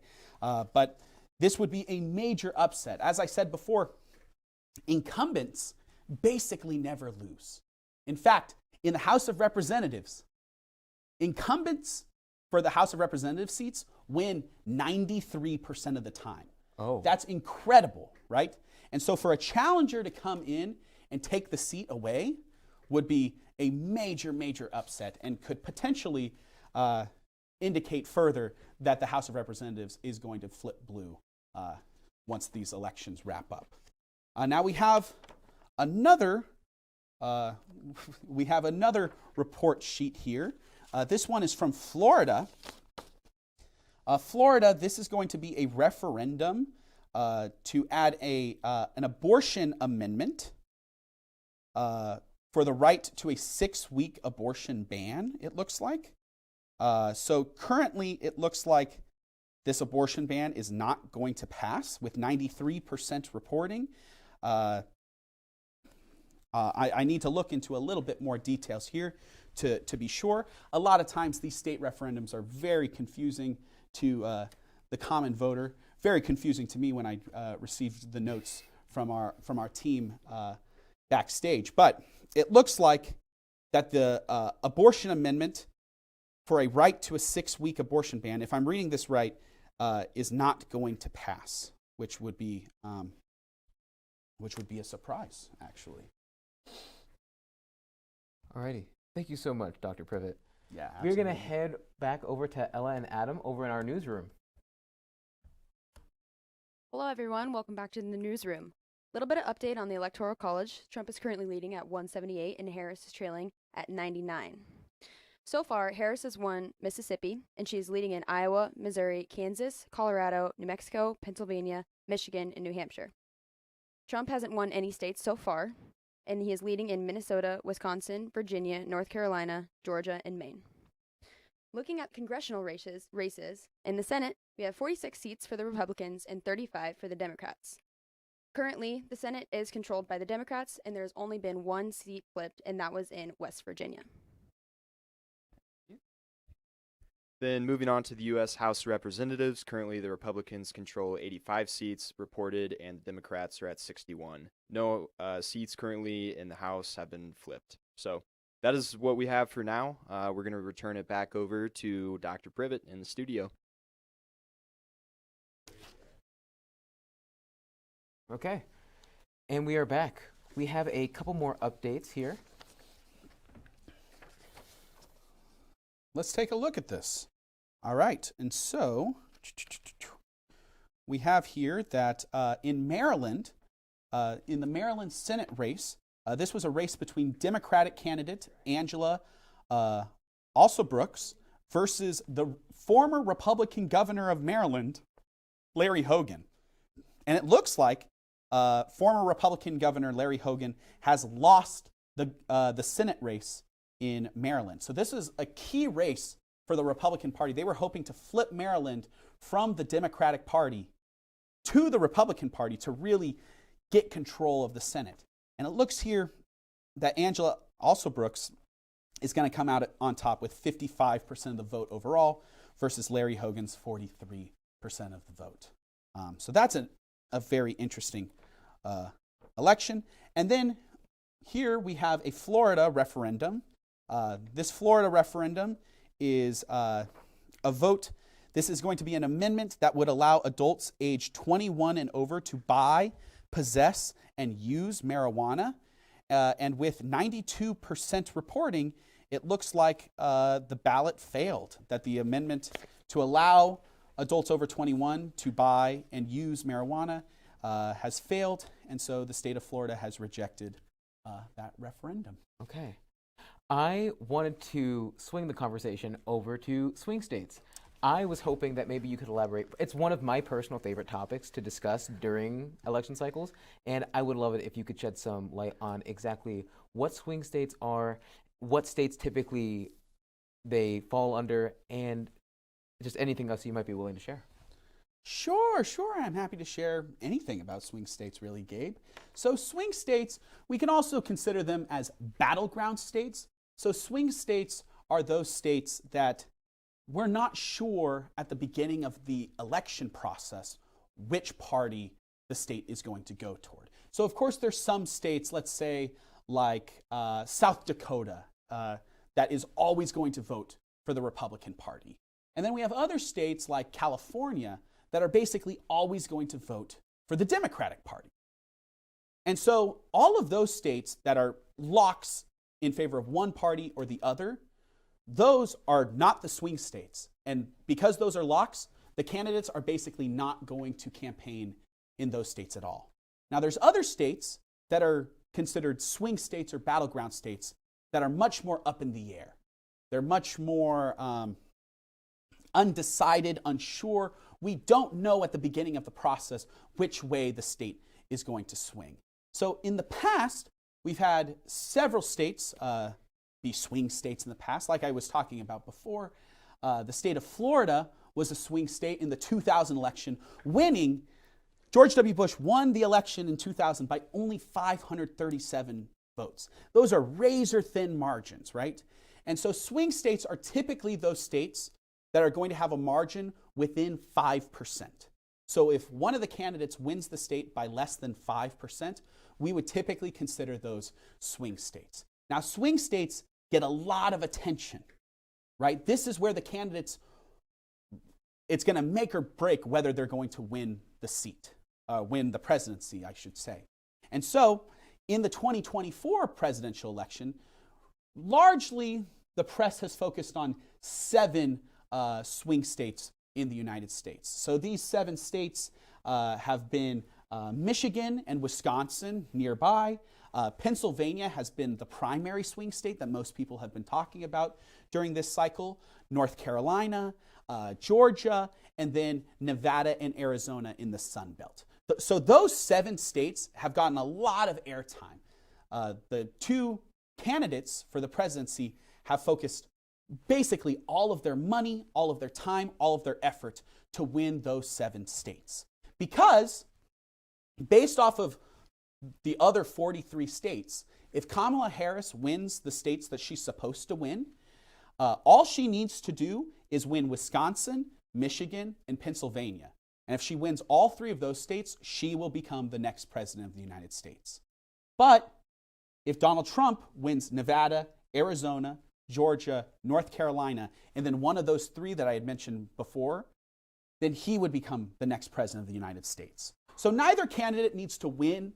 They don't need to win all 7 of the states, but each one of the candidates are vying for some percentage of those 7 states. Right? They have planned out, they know what states that they're going after, and they have poured their resources and their time and efforts banking on winning those key states. That's absolutely right. I mean, the idea is that if a state is 60% for the Republican Party and 40% for the Democratic Party, if I'm the Democratic candidate, do I really think I'm going to change 11% of voters' minds? Probably not.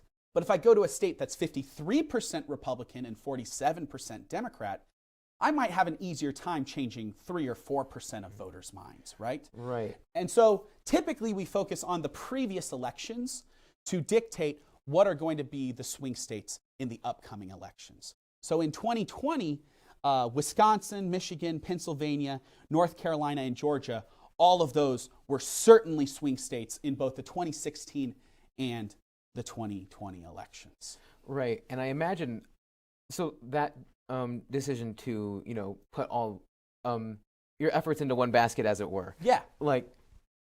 I would say obviously is influenced by the Electoral College. Absolutely. This is completely an artifact of the Electoral College because you can count on receiving a certain minimum number of Electoral College votes, and then you can do some Electoral College math that's basically saying, well, if Kamala Harris is definitely going to win 226 electoral votes, she just needs 44 more electoral votes to get the required 270 she needs, right? Because you have to get a majority of the Electoral College to win the presidency. You need at least 50%, and that would be 270 of the electoral votes. All righty. Thank you so much. Absolutely. We have some more updates that just came in. Taking a look here. All right. So we have an Ohio Senate seat up for election. And this one is looking pretty close with 58% reporting. The Republican candidate, Bernie Moreno, has 50% of the vote to the Democratic candidate, Sherrod Brown, has 47% of the vote. So this is going to be one of the key Senate elections that if the Republicans can hold on and get Bernie Moreno elected, that's another indication that the Senate might flip to the Republican Party. Now, what exactly makes it key? Well, currently the Senate election, or the Senate is composed of 100 senators, and currently it is basically a deadlock, 50-50. It was 50-50 not too long ago. I believe right now it's 51-49. And so if the Republican Party can flip just 2 or 3 seats, then they can have control of the Senate with 52 Senate seats to the Democratic Party's 48 seats. A lot of the forecasting has indicated that there's about a 93% chance that the Republican Party will flip the Senate and take control of it from the Democratic Party. And this would be one of those seats. Sherrod Brown being the incumbent, this could potentially be one of those races of flipping an incumbent seat from the Democratic Party to the Republican Party. All right, so we have one seat here. So I want to talk about that. I want to talk about these two. Actually, all three of these are going to be really, really important. Okay. So we have three key swing states with the presidential election in mind. The first one being Pennsylvania. Pennsylvania is a key swing state, and currently with 30% reporting, Kamala Harris is up right now with 54% of the race, and Donald Trump is trailing with 45% of the race. The third-party candidates, Jill Stein and Chase Oliver, they're in a distant third and fourth place, respectively. So Pennsylvania, very, very close. We were expecting Pennsylvania to be extremely close, but currently Kamala Harris leading Donald Trump by about 9%. She has about 100,000 votes lead on Donald Trump. Now, this is especially interesting because in the state of Pennsylvania, they allow early voting just like Iowa does, but in the state of Pennsylvania, they are not allowed to count the early votes until the polls close. And so this might be an indication of the early votes being counted first, but if that's not the case, in 2020, the early votes were counted after the election day results. This could indicate Kamala Harris could win the state of Pennsylvania, which would be very, very interesting. Now let's take a look at the great state of North Carolina. So according to the Associated Press, North Carolina sees Donald Trump in the lead with 51.1% of the vote to Kamala Harris's 47.8% of the vote. So this is about a 3.3% gap. It's a very, very close election with 59% reporting. So we're certainly far too early to call this election at this point, but it's shaping up to be a real nail-biter in North Carolina as well. And then lastly, another one of the key swing states is Wisconsin. And it looks like Kamala Harris is leading with 51.1% of the election to Donald Trump's 47.3%. But again, this is just about 3.8% discrepancy between the two candidates, with only 18% of the votes counted. And Wisconsin has been one of the closest states over the last two elections. I have here in the notes that Donald Trump won Wisconsin by 0.77% in 2016, and Joe Biden won Wisconsin by 0.7% of the vote. And we know that in both of those cases, Wisconsin voted for the candidate that ended up going on to winning the election overall. That is like the swingiest of swing states. Perhaps Wisconsin is the swingiest of swing states for sure. So Harris currently ahead by 4%. Still, we're far too early to call this right now, but it does look pretty good in favor of Kamala Harris. But there's a lot more votes to be counted in all three of those states. But if North Carolina goes in favor of Donald Trump, but then Kamala Harris wins Wisconsin, Michigan, and Pennsylvania, there's not much Donald Trump can do at that point. Alrighty. Thank you so much for your insight, Dr. Privet. We are going to cut to a few short messages and be back with more election night coverage. Thank you so much for tuning in. Camp High Hopes gives those with disabilities the opportunity to explore a variety of fun and engaging outdoor activities, including fishing, archery, tree climbing, and more. Our staff help campgoers find what excites them while providing an environment that is empathetic and fosters independence. The mission of Camp High Hopes is to provide a fun, safe, and adaptive recreational experience for children, teens, and adults with disabilities. If you're looking for ways to get involved, please consider joining either our junior counselors or our healthcare team. Visit our website at www.camphighopes.com to Ever find yourself wondering what our student DJs do when they're not on the air? Then give us a follow on all our social media. Search KMSC Fusion 93 on Instagram, Facebook, and Twitter for updates and to learn more about all our student DJs. Again, that's KMSC Fusion 93 on Instagram, Facebook, and Twitter. think it's time to seize the moment. I did not see that, and I did not see the scratch, but both kids were pretty concerned about it, so I kind of believe them. And she said, look, and she had been scratched down her back and she was bleeding.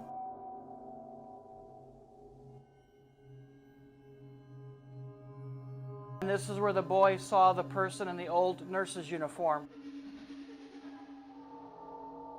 But we were in the kitchenette, and the door flew open and she ran out crying.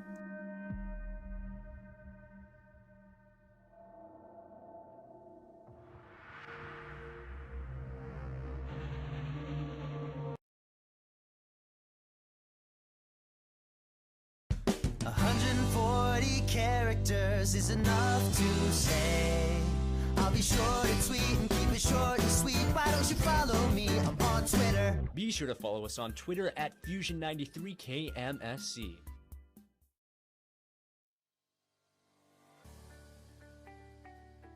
So CEO Club is a club here at Morningside that we basically talk about business and like whatever related to business strategies.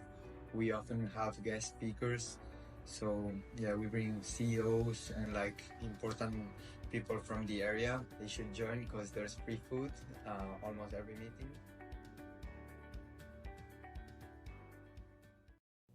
Come on, man, it's fine. You've only had one anyways. Nothing bad will happen. They were right, nothing bad did happen, because you know how to avoid the dangers of drinking and driving.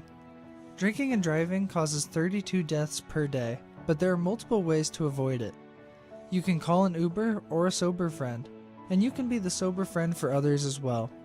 Go to www.responsibility.org to learn more about the prevention of drunk driving.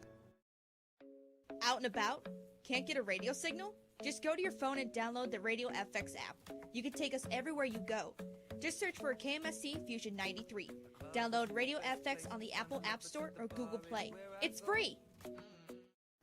Hi everyone, I'm Javante Matson and I'm the president of the Morningside Activities Council. At MAC, we bring you awesome events that are fun, meaningful, and totally free. From concerts to movie nights and important talks, there's something for everyone. Our mission is simple, to make your college life exciting and full of good memories. Come join us. If you're looking to join us in person, you can come to our MAC meetings at 6 p.m. in the Student Government Office every Monday, or you can look us up on Instagram at MAC@Morningside and find us there. Want to dig into something new?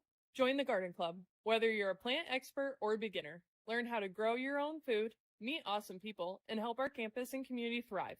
Literally. Hi, my name is Maya. I'm Vice President of the Garden Club. Garden Club is responsible for growing a lot of fresh produce that goes to the cafeteria here at Morningside. This year, we grew over 3,000 pounds. A portion of our produce goes towards fighting food insecurity here in Siouxland through the Siouxland Community Food Bank. We'd love for you to grow with us at Garden Club. D&D is basically a tabletop role-playing game that you gather around a table with your friends and you enjoy a story. Our first introduction to students who want to play D&D is at the career fair. You'll come up to our table, write your name, your email, and if you want to DM. David Elder will email out a time and place where you will meet. If you want to join D&D, come to the next career fair, whenever that is, and sign up with David Elder. 140 characters is enough to say. I'll be short and sweet and keep it short and sweet. Why don't you follow me? I'm on Twitter. Be sure to follow us on Twitter at Fusion93KMSC. Looking for an adventure in downtown Sioux City? Discover the rich history of our community through interactive exhibits and engaging displays at the Sioux City Public Museum. From learning about Native American heritage to gaining knowledge on the thrilling days of the railroad, there's something for everyone to explore. For more information on special events in the community and activities for you and your family to enjoy, go to SiouxCityMuseum.org. That is SiouxCityMuseum.org. Experience Sioux City's vibrant past and deepen your connection with your community. Visit the Sioux City Public Museum today.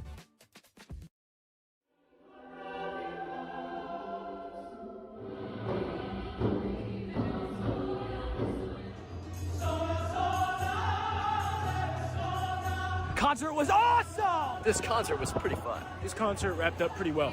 Looked out and I saw my mom crying, so. We ate it all. I think we killed it. The concert went great, except for when I tripped on the amp, but other than that, fantastic.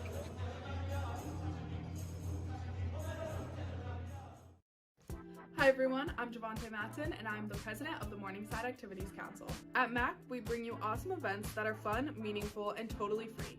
From concerts to movie nights and important talks, there's something for everyone.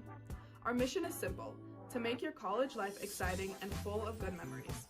Come join us. If you're looking to join us in person, you can come to our MAC meetings at 6 p.m. in the Student Government Office every Monday, or you can look us up on Instagram at MAC@Morningside and find us there. I did not see that, and I did not see the scratch, but both kids were pretty concerned about it, so I kind of believe them. And she said, look, and she had been scratched down her back and she was bleeding.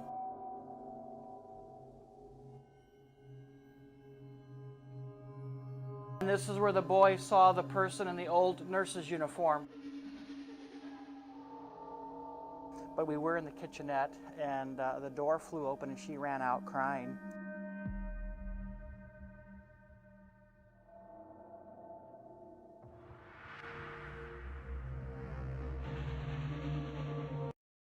Hello, my name is Olivia Boudreau. I'm a senior and I'm in accounting club.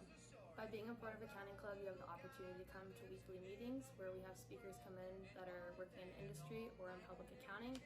We also volunteer in the Siouxland community at the food bank, and we do have a few fun events, and we've recently done pickleball. Being in accounting club has given me the opportunity to build my resume as well as land a job after graduation. Our club meets on Mondays at the Lincoln Center at 11:45. Anyone is welcome to join. We hope to see you there. Camp High Hopes gives those with disabilities the opportunity to explore a variety of fun and engaging outdoor activities, including fishing, archery, tree climbing, and more. Our staff help campgoers find what excites them while providing an environment that is empathetic and fosters independence. The mission of Camp High Hopes is to provide a fun, safe, and adaptive recreational experience for children, teens, and adults with disabilities. If you're looking for ways to get involved, please consider joining either our junior counselors or our healthcare team. Visit our website at www.camphighopes.com to Ever find yourself wondering what our student DJs do when they're not on the air? Then give us a follow on all our social media. Search KMSC Fusion 93 on Instagram, Facebook, and Twitter for updates and to learn more about all our student DJs. Again, that's KMSC Fusion 93 on Instagram, Facebook, and Twitter. I think it's time to seize the moment. Out and about? Can't get a radio signal? Just go to your phone and download the Radio FX app. You can take us everywhere you go. Just search for KMSC Fusion 93. Download Radio FX on the Apple App Store or Google Play. It's free. Come on, man, it's fine. You've only had one anyways. Nothing bad will happen. They were right, nothing bad did happen, because you know how to avoid the dangers of drinking and driving. Drinking and driving causes 32 deaths per day, but there are multiple ways to avoid it. You can call an Uber or a sober friend, and you can be the sober friend for others as well. Go to www.responsibility.org to learn more about the prevention of drunk driving.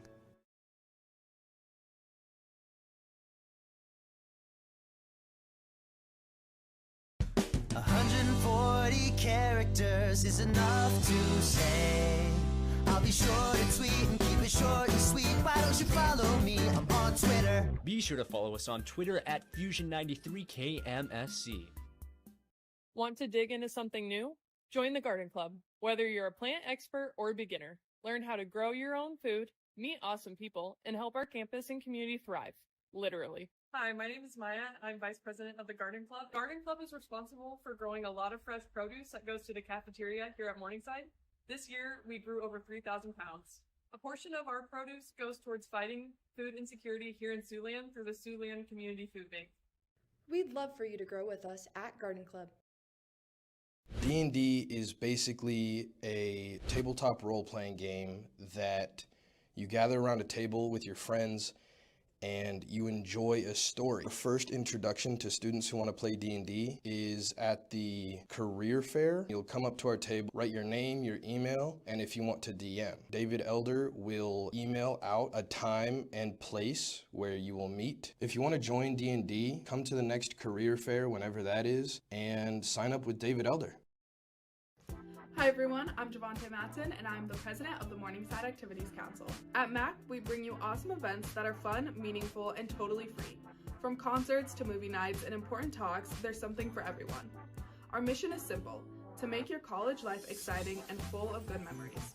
Come join us. If you're looking to join us in person, you can come to our MAC meetings at 6 p.m. in the Student Government Office every Monday, or you can look us up on Instagram at MAC@Morningside and find us there.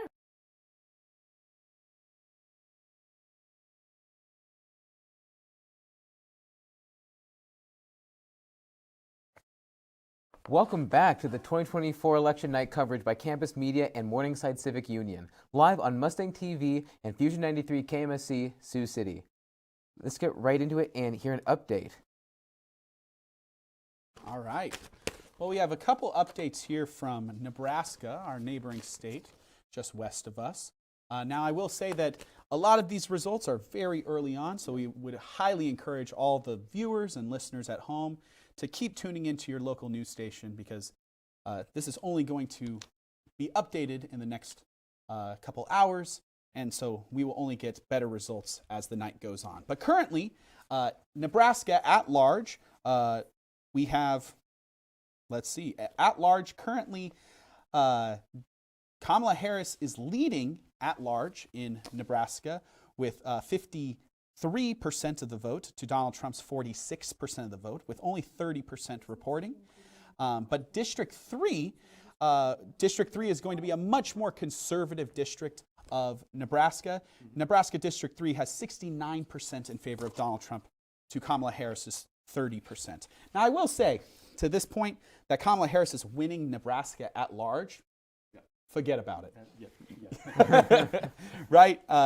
Nebraska is not going to at large go to Kamala Harris, but one of the districts in Nebraska might go to Kamala Harris. That's going to be Nebraska District 2, which currently has 46% reporting. Nebraska District 2, this is the district that encompasses Omaha and some of Lincoln, right? And so currently with 46% reporting, Kamala Harris is up with 61% of the vote to Donald Trump's 38% of the vote. And so currently the Associated Press is calling Donald Trump for the state, even though he's technically behind right now, but as the results come in. Well, but it raises an interesting question that we've been talking earlier tonight about the Electoral College, and Nebraska and Maine are two of these contrarian states where they distribute their votes by congressional district, and then whoever wins the majority of the state gets the extra two seats for the two Senate seats. For how that counts in. So that's why theoretically Trump could win the state but lose a district, and literally you could have one seat or one electoral vote go to Vice President Harris and have the others go to former President Trump. And there's a similar scenario because we need to understand the Electoral College rules. I'm going to, sorry. Go ahead. Don't mean to cut you off. We're going to cut to a break very quickly. Okay. I did not see that, and I did not see the scratch, but both kids were pretty concerned about it, so I kind of believe them. You couldn't hear me. And she said, look, and she had been scratched down her back, and she was bleeding.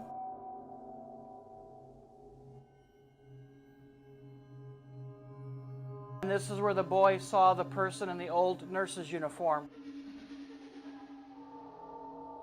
But we were in the kitchenette, and the door flew open, and she ran out crying.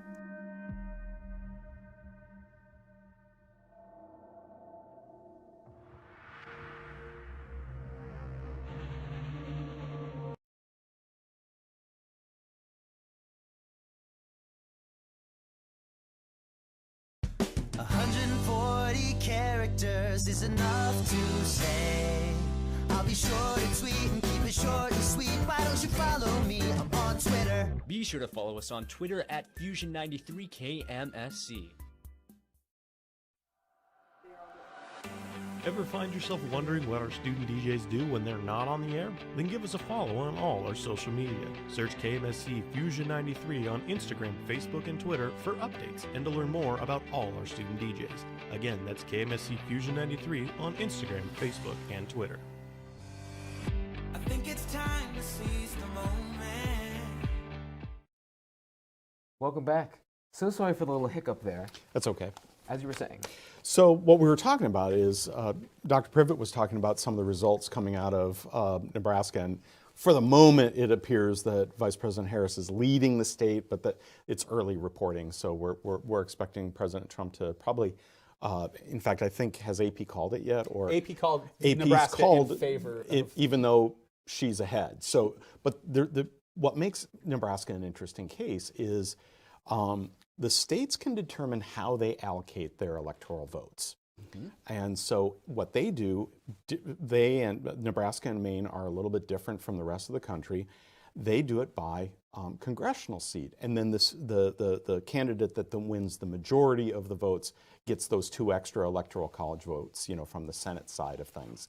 And so what's interesting is you've got a couple of probably more red districts that are going to be probably very competitive for their sitting Republican members of the House. But on the presidential side, very likely that President Trump will take those. But we have the district with Omaha and parts of Lincoln that very plausibly could go to Vice President Harris. And it makes for interesting politics. What do you think, Dr. Privet? It definitely makes for interesting politics. I mean, one of the biggest complaints about the Electoral College in general is that it leaves a good portion of every state without a voice, right? Yep. If a state goes 45% for one candidate and 44% for the other candidate, and the third party's making up the rest, that means that a majority of people did not support the candidate that won. But because the Electoral College uses what's called a winner-take-all system, most states just allocate all of their electoral votes to whoever got the most votes. So there's this complaint that most Americans have with the Electoral College that my voice is being unheard as a Democrat in Texas or as a Republican in California, right? And so Nebraska and Maine have, I think, maybe not rightfully, but they have certainly done...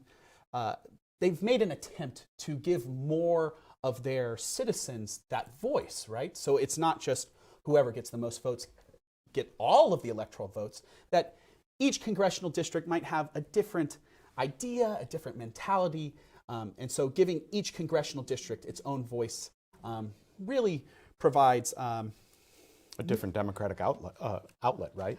Certainly a different democratic outlook. Now, that's not to say that this system is, completely foolproof, right? Right.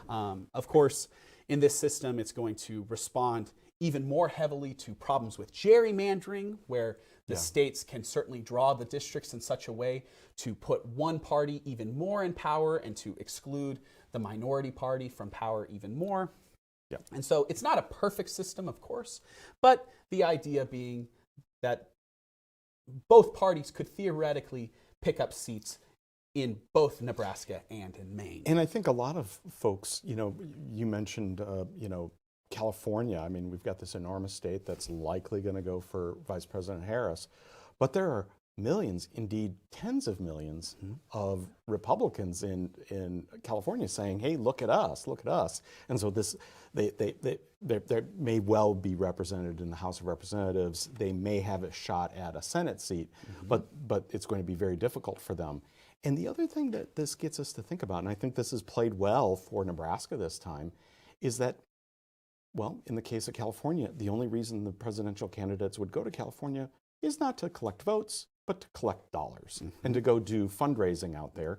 Whereas in this case, both campaigns knew that they had to pay attention to Nebraska. And so it draws, and that's what voters want, is they want, because that means that issues of importance to Cornhuskers are going to be front and center for the presidential candidates. And that's democracy in action. So I think it's very interesting for us to watch. Now that said, there was a brief moment earlier this fall where there was some movement to try to change Nebraska law and go to a winner-take-all system for all of the electoral votes. But a couple of key senators in the unicameral decided, no, we're not ready to go with that, at least weeks out from an election. So now after this election, maybe they revisit that. But again, they have to look at, hey, this is a chance to not be flyover country and have a chance for getting the both campaigns to pay attention to issues of concern to Nebraska voters. What were you going to say, Gabe? While we're on the topic of Nebraska and Maine, I was wondering if for our Prof Talk we could talk about Nebraska and Maine and how they're different and how they run their electoral votes. Yeah, so they break it up this way, and I think they probably both have their own separate histories in this regard. And we're not going to take our viewers into that, but it really does permit them a different way to be to manage their political process. And I think the interesting case in Nebraska too is you have this classic urban-rural divide, where you've got very urban Omaha and then the vastness of the rest of the Cornhusker state. And so the issues of concern that may be very important to folks in Omaha may not be as pressing to folks in, Scottsbluff or what have you. And so it allows, this system allows you to focus in different ways on, in other cases, the urban center might actually dominate politics, and for that reason, then the rest of the state's interests may not get represented. Absolutely. And one thing that I do find interesting is, as we're talking about Nebraska and Maine, it does seem like these state electoral systems provide a better democratic outlook. But like we were saying, these are just 2 of the 50 states, the 51 if you include Washington, D.C., casting votes for the president as well. And so that begs the question, why are the vast majority of states against this more democratic system that pushes against the winner-take-all system? Yeah, well, I think there's a long history behind this. And I think a lot of it has to do actually with state partisan history of the parties within those states and how they see that their political interests will best be served by having a winner-take-all versus this disaggregated system. And one way that I like to think about it as well is that a huge state like California or Texas, would they really want to implement a system like Nebraska or Maine and dilute a lot of their power, right? The Democratic Party of California, they understand that every 4 years there are going to be 54 electoral votes automatically going toward the Democratic Party's candidate. And so why would they dilute their power and allocate 30 to the Democratic Party and 22 to the Republican Party? Sure, it's certainly more fair, and it is going to represent the tens of millions of Republican voters within the state of California. But, these states are engaging in politics themselves when deciding on the rules of the Electoral College, which I find fascinating beyond belief. We also have some other results here as well, also from Nebraska. Now, one race that we have going on in Nebraska right now is the Nebraska Senate race between incumbent Senator Deb Fischer of the Republican Party and her challenger, Dan Osborne, who is running as a nonpartisan independent candidate. I'm so glad you bring this up. I actually have a little bit more information to add to you before you continue. We have an update here. Let's see. I'm not sure what those notes. Okay. Here, let me take a look at this for a second. Well, what I'm seeing on when I'm looking at my results on my computer here is it looks like at this stage, with about 46% of the vote in, it looks like Dan Osborne has about 203,000 votes to Deb Fischer having 179,000. Now, it's early. There's less than half the vote in, but still, this is we're talking about a sitting senator who, prior to this, one would have thought would have been in a relatively safe seat, but kind of very surprisingly, you have a unaffiliated welder who has which fabulous career, but is making an incredible stab at trying to run against a sitting senator. This is exceptional. You don't see this very often, Gabe. So What do you think might have spurred this?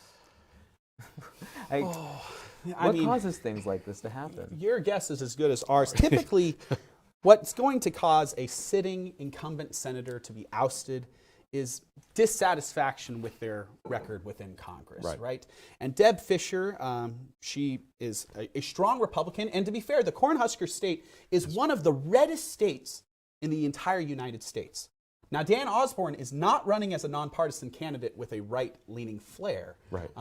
He has said he's not going to caucus with the Democratic Party. He is not going to belong to the Democratic Party. He is going to try to be a true incumbent.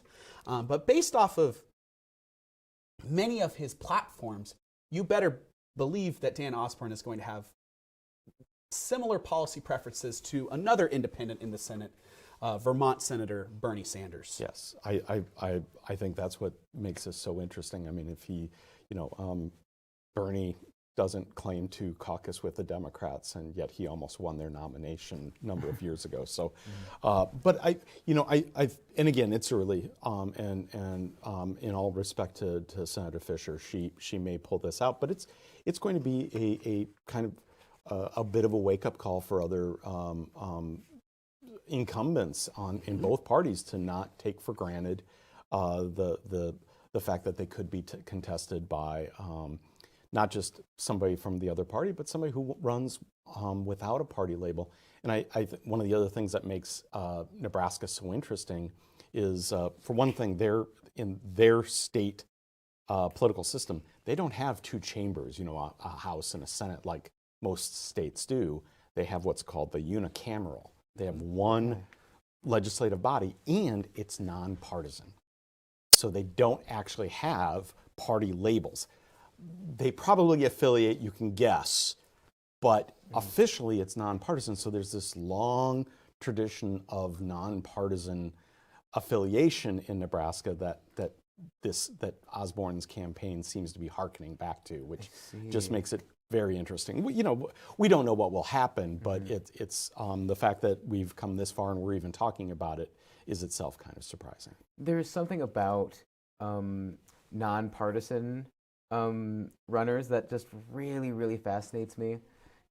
Because it's always so dual. So when you see someone like that, it's like, where did you come from? Like, what is it that you're speaking to that is resonating with people in your area?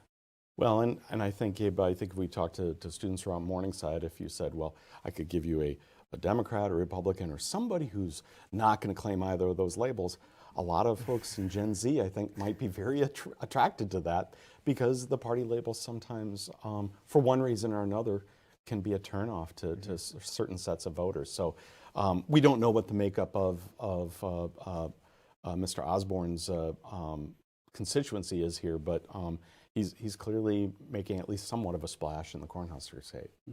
It's very exciting. It's definitely one that I'm going to be keeping an eye on. Yep, absolutely. And again, it's pretty early. There's only 47% of the vote in. So what I'm not certain of is, have we gotten any other major results from any of the states? It looks like...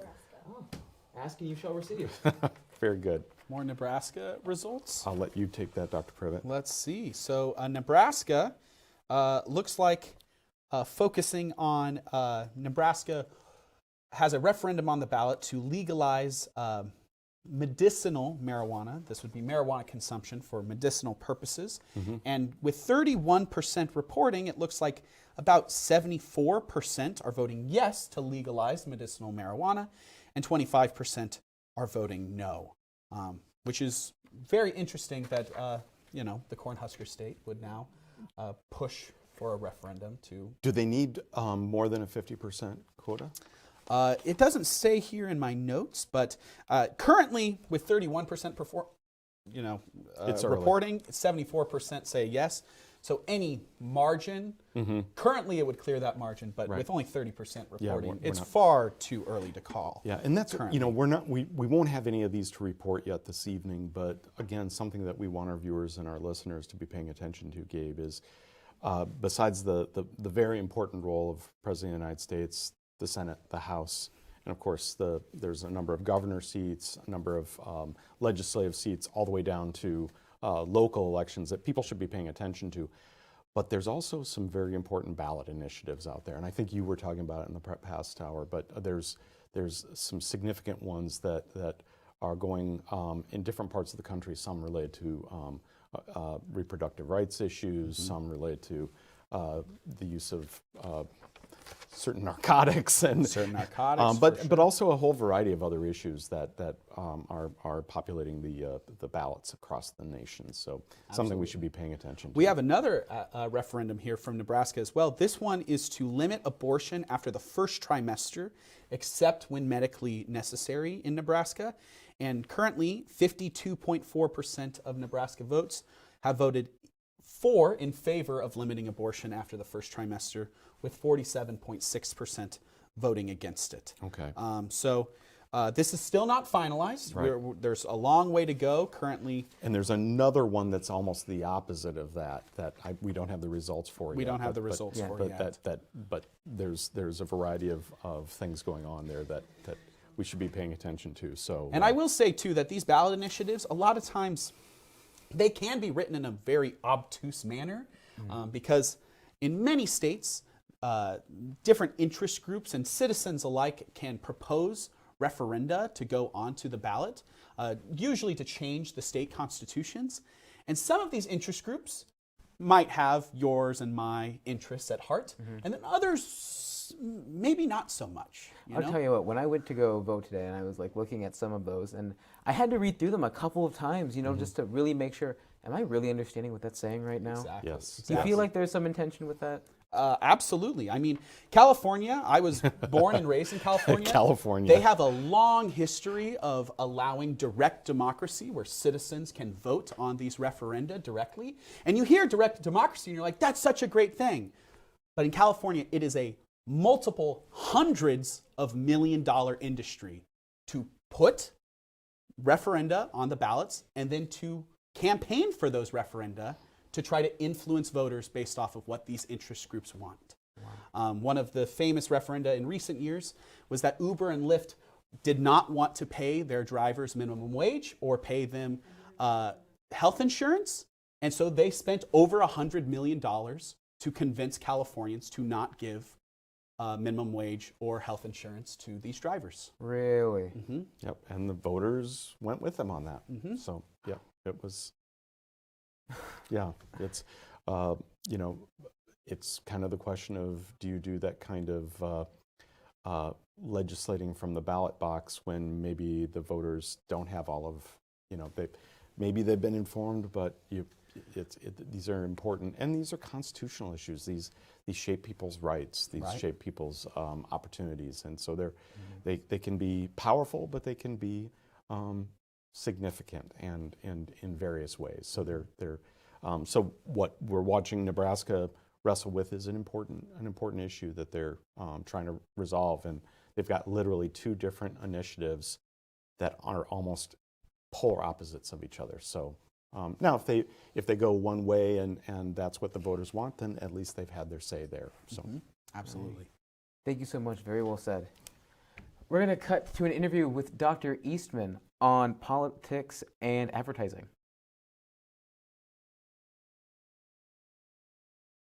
My name is Dr. Marilyn Eastman. I'm a professor of marketing in the School of Business here, and I'm going to talk a little bit about political advertising.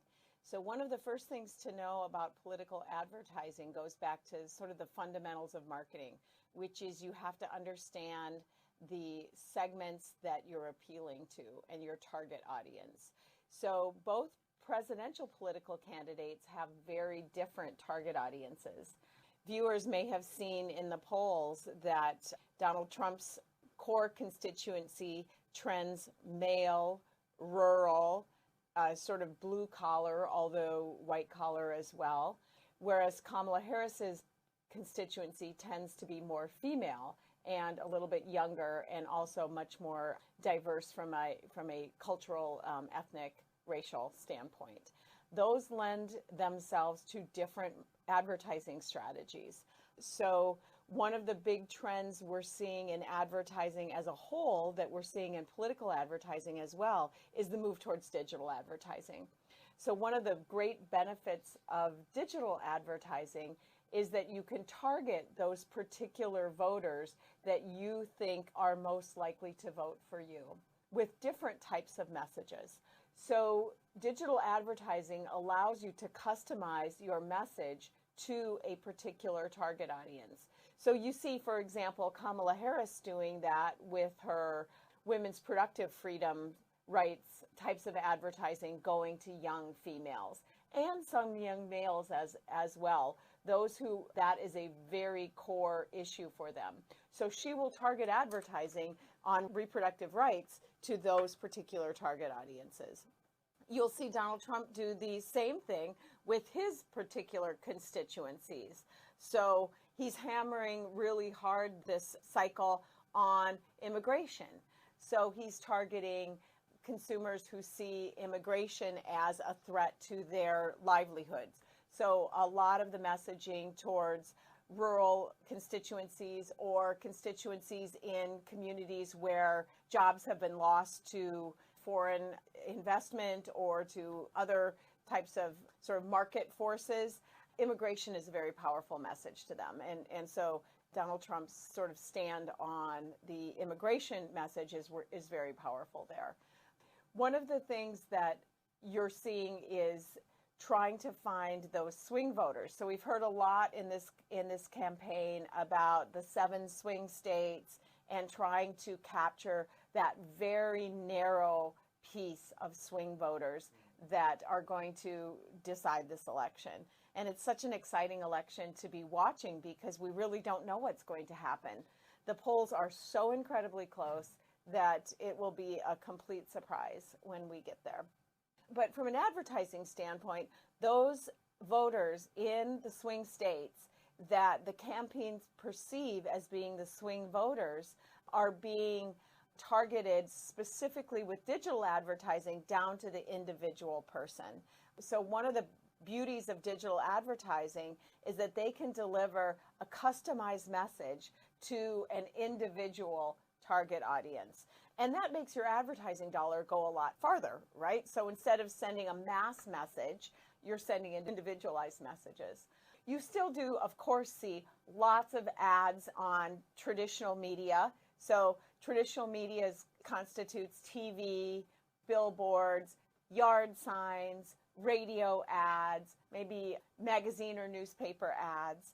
But overall, dollar spend in the traditional forms is growing smaller, and dollar spend in the digital forms, so social media ads, Google search ads, display ads on your laptop or your mobile device, texting. I don't know if you guys have gotten texts, but I've gotten texts in the last few weeks. That's a form of advertising. They bought a database of cell phone numbers, and they are utilizing them to send text messages. So you're seeing sort of advertising shift. The other thing you're really seeing is a huge amount of money going into advertising this campaign cycle. You may have heard, or your readers may have heard, that after Biden bowed out and Harris came on, there was record fundraising in the Harris campaign. And so you're seeing lots and lots of ad dollars go into being spent in the Harris campaign. One of the other interesting things that you may not know is that big corporations, big businesses tend to want to get behind the winner. Business is in the business of making money, right? If you think about what the purpose of for-profit business is, the bottom line is to make money. And in political environments where the outcome is uncertain, big business will play both sides. So you'll see them giving big dollars to both sides of the campaign, sort of trying to get their in with whomever wins. So, you know, in past years, for example, Goldman Sachs was one of the biggest donors on both the Democratic and the Republican side. So political campaigns have a very sort of prevalent strategy this year. And you're seeing this from both sides of the campaign with different messaging. both messages are fear-based messages. And if you look at the most powerful types of advertising, fear-based messaging is a very powerful motivator, along with humor and sex and other sorts of sort of those innate human emotions tend to be very powerful drivers of action. And so both campaigns are leaning heavily this year into fear. You're not seeing a lot of, if you remember back in 2008, Obama's campaign was all about hope. You're not seeing that focused on in advertising this year. We are being told that, you know, if Donald Trump gets elected, it's the end of our democracy, right? We'll have a dictator and a fascist in the White House.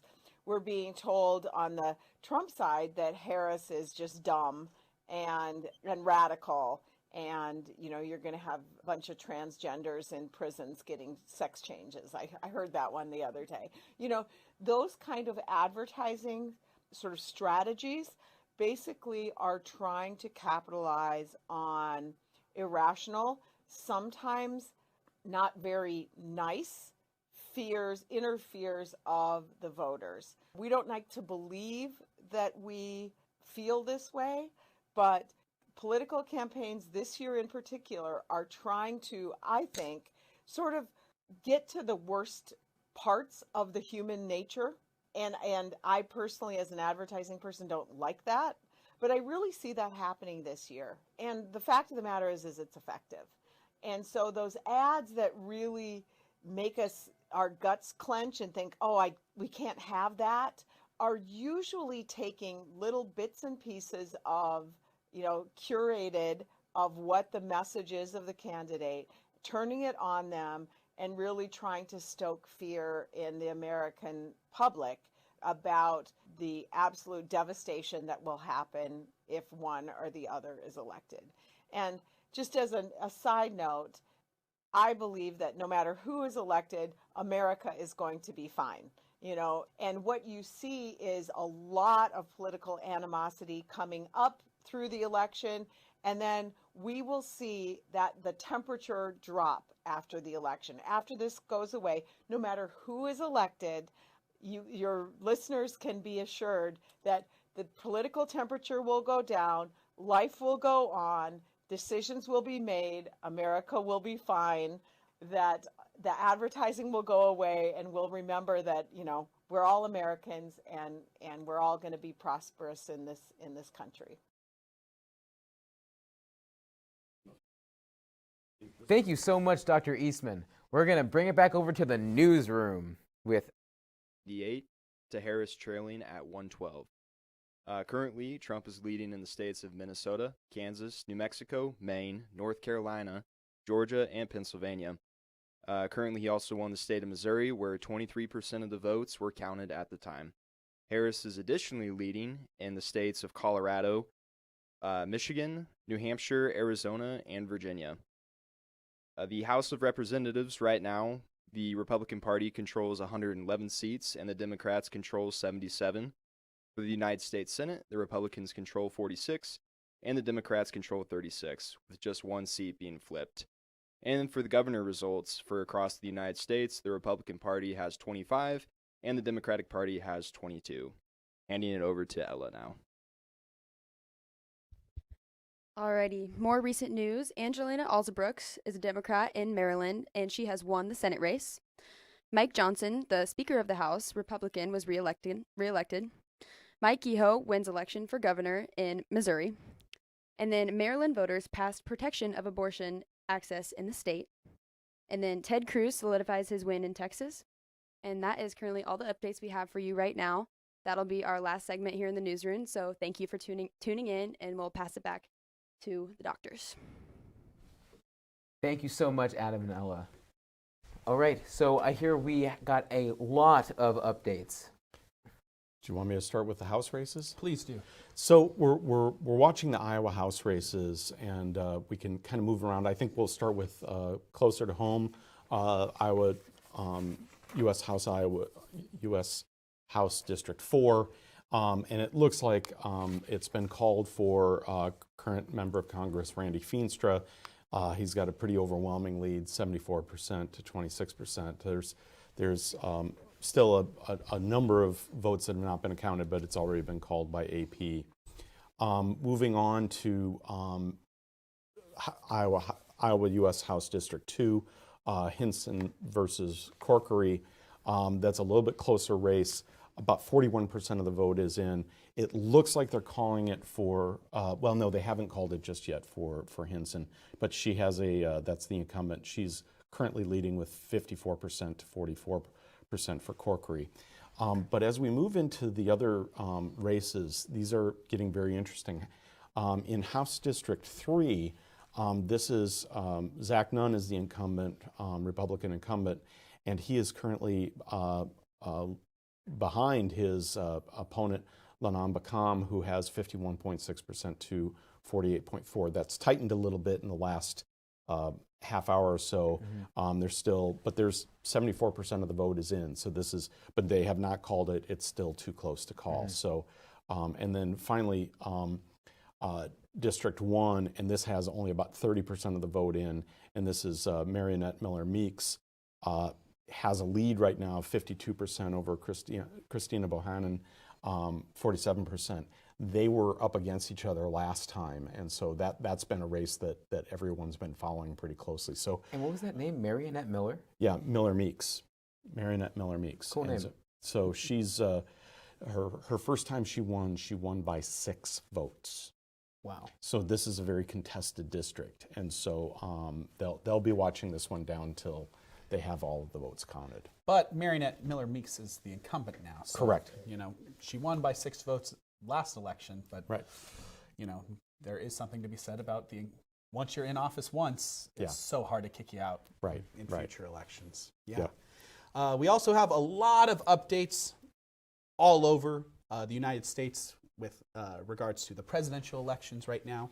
So currently, with all the races called, Donald Trump is leading with 198 electoral votes to Kamala Harris's 112 electoral votes. Now, to focus a little bit more on the swing states, so Georgia has 88% reporting, and currently Donald Trump is in the lead with 51.2% of the vote to Kamala Harris's 48.1%. So that 3.1% lead by Donald Trump, Kamala Harris is really going to need to pick it up here in the home stretch if she wants any shot of potentially getting a recount or anything like that with Georgia.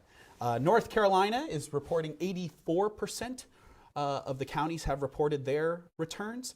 Donald Trump is also leading the way in North Carolina, another key swing state, with 50.7% of the vote to Kamala Harris's 48.2% of the vote. Again, this is a 2.5% lead for Donald Trump. Now, I will say 2.5% lead for Donald Trump in North Carolina, 3% lead in Georgia. I said this before, I'll say it again. Typically, urban areas are the last to deliver their votes to the state. There's more voters, it takes them longer, takes more time, and so we will likely see more votes coming in from Atlanta in Georgia, Raleigh in North Carolina, Asheville, places like that. Now going up to the Great Lakes region, we see that Pennsylvania at 57% reporting. Donald Trump is in the lead with 51% of the vote to Kamala Harris's 48.1% of the vote. Again, this is, Pennsylvania is the key state for both candidates. Basically, if you win Pennsylvania, I don't really see a path to victory for either candidate if you lose Pennsylvania. Right. It's the whole enchilada, it seems. It seems like Pennsylvania is going to be the whole enchilada. And right now, Kamala Harris has set up her stage in front of Independence Hall in Philadelphia. And so she's hoping to have fireworks tonight and not to, have some kind of concession speech tonight. Now, Michigan, on the other hand, has 23% reporting. And Michigan is looking like the tightest race. 49.2% for Kamala Harris to only 49% for Donald Trump. So we are talking about 2,100 votes separating the two candidates. So this is anyone's race. But only with 25% of the vote. Only 25%. Who knows how this one's going to shape out. But really, regardless of how many are reporting, if a race is within 2,000 votes, that's incredible. Right. Wisconsin is also looking like it's leaning Donald Trump. Donald Trump has 50% of the vote of Wisconsin to Kamala Harris's 48.5%. Now, this one only has 54% reporting. So Wisconsin, we really have no idea how this call. Yeah. Way too soon to call. Way too soon, and with Milwaukee and Madison to come in, that the two big urban areas that will play an important role. And actually, we have breaking news right now from the Associated Press. Arizona is in a dead heat. Wow. Only 1,000 and 46 votes separate Donald Trump and Kamala Harris. Wow. They're effectively tied. And so Arizona is another one of these key swing states. But again, I do think it really all rests on Pennsylvania. Whoever wins Pennsylvania is probably going to win the presidency. Right. Currently, with all the votes counted, it looks like Donald Trump is in the lead overall by over 5 million popular votes. But a lot is going to change once California turns in their ballots and they go to bed. California is going to be largely in support of Kamala Harris. In fact, famously, Hillary Clinton lost the 2016 presidential election. She lost the Electoral College but won the popular vote. If you remove California, the rest of the country did support Donald Trump with majority support. Now, of course, that's erasing 10% of the nation's population, 40 million voters, but that still just shows you how big of an impact. How influential California is. Right. Exactly. As voting power. Exactly. Exactly. Well, the world's 7th largest economy, so. 5th. Oh, is it? They just updated it. Oh, wow. That's wild. Yeah. So, in terms of other results, I have not seen much happening. We talked about the House. What's interesting, Gabe, is we've had one switch in terms of the Senate. It looks like that was the one where Joe Manchin retired and did not run for re-election, but so that switched to Republican held.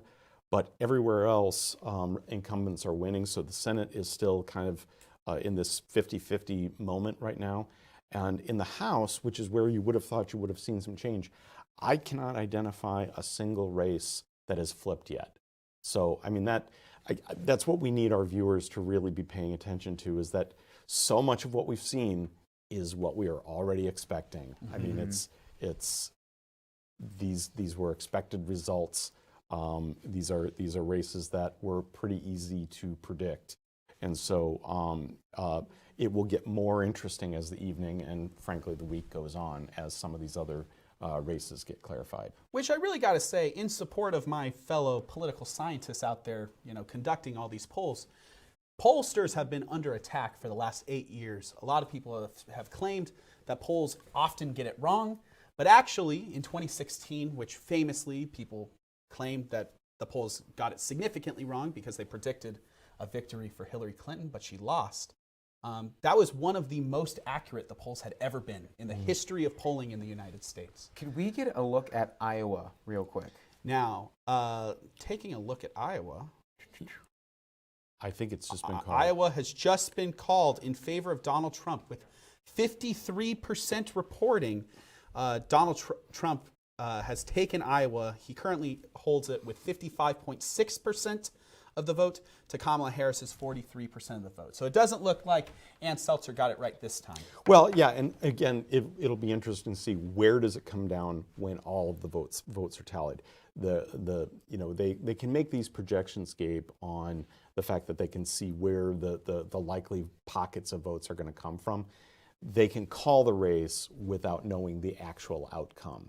So it could still be in the margin of error that Ann Seltzer's poll had. Absolutely. And looking at this now, Cedar Rapids, Des Moines, they have some of their electoral results in, but not all of them yet. Right. So some of these blue counties still need to count all of their ballots. Exactly. But the Associated Press has called this race in favor of Donald Trump. And so, before the Ann Seltzer poll, though, I would say that the state of Iowa was very firmly going toward Donald Trump. And again, this is just paying more credence to none of these results are contrary to our expectations. The polls seemingly are doing a pretty good job. They're Right. getting it right by and large. Of course, a lot is going to change once the final ballots come in, especially in the swing states.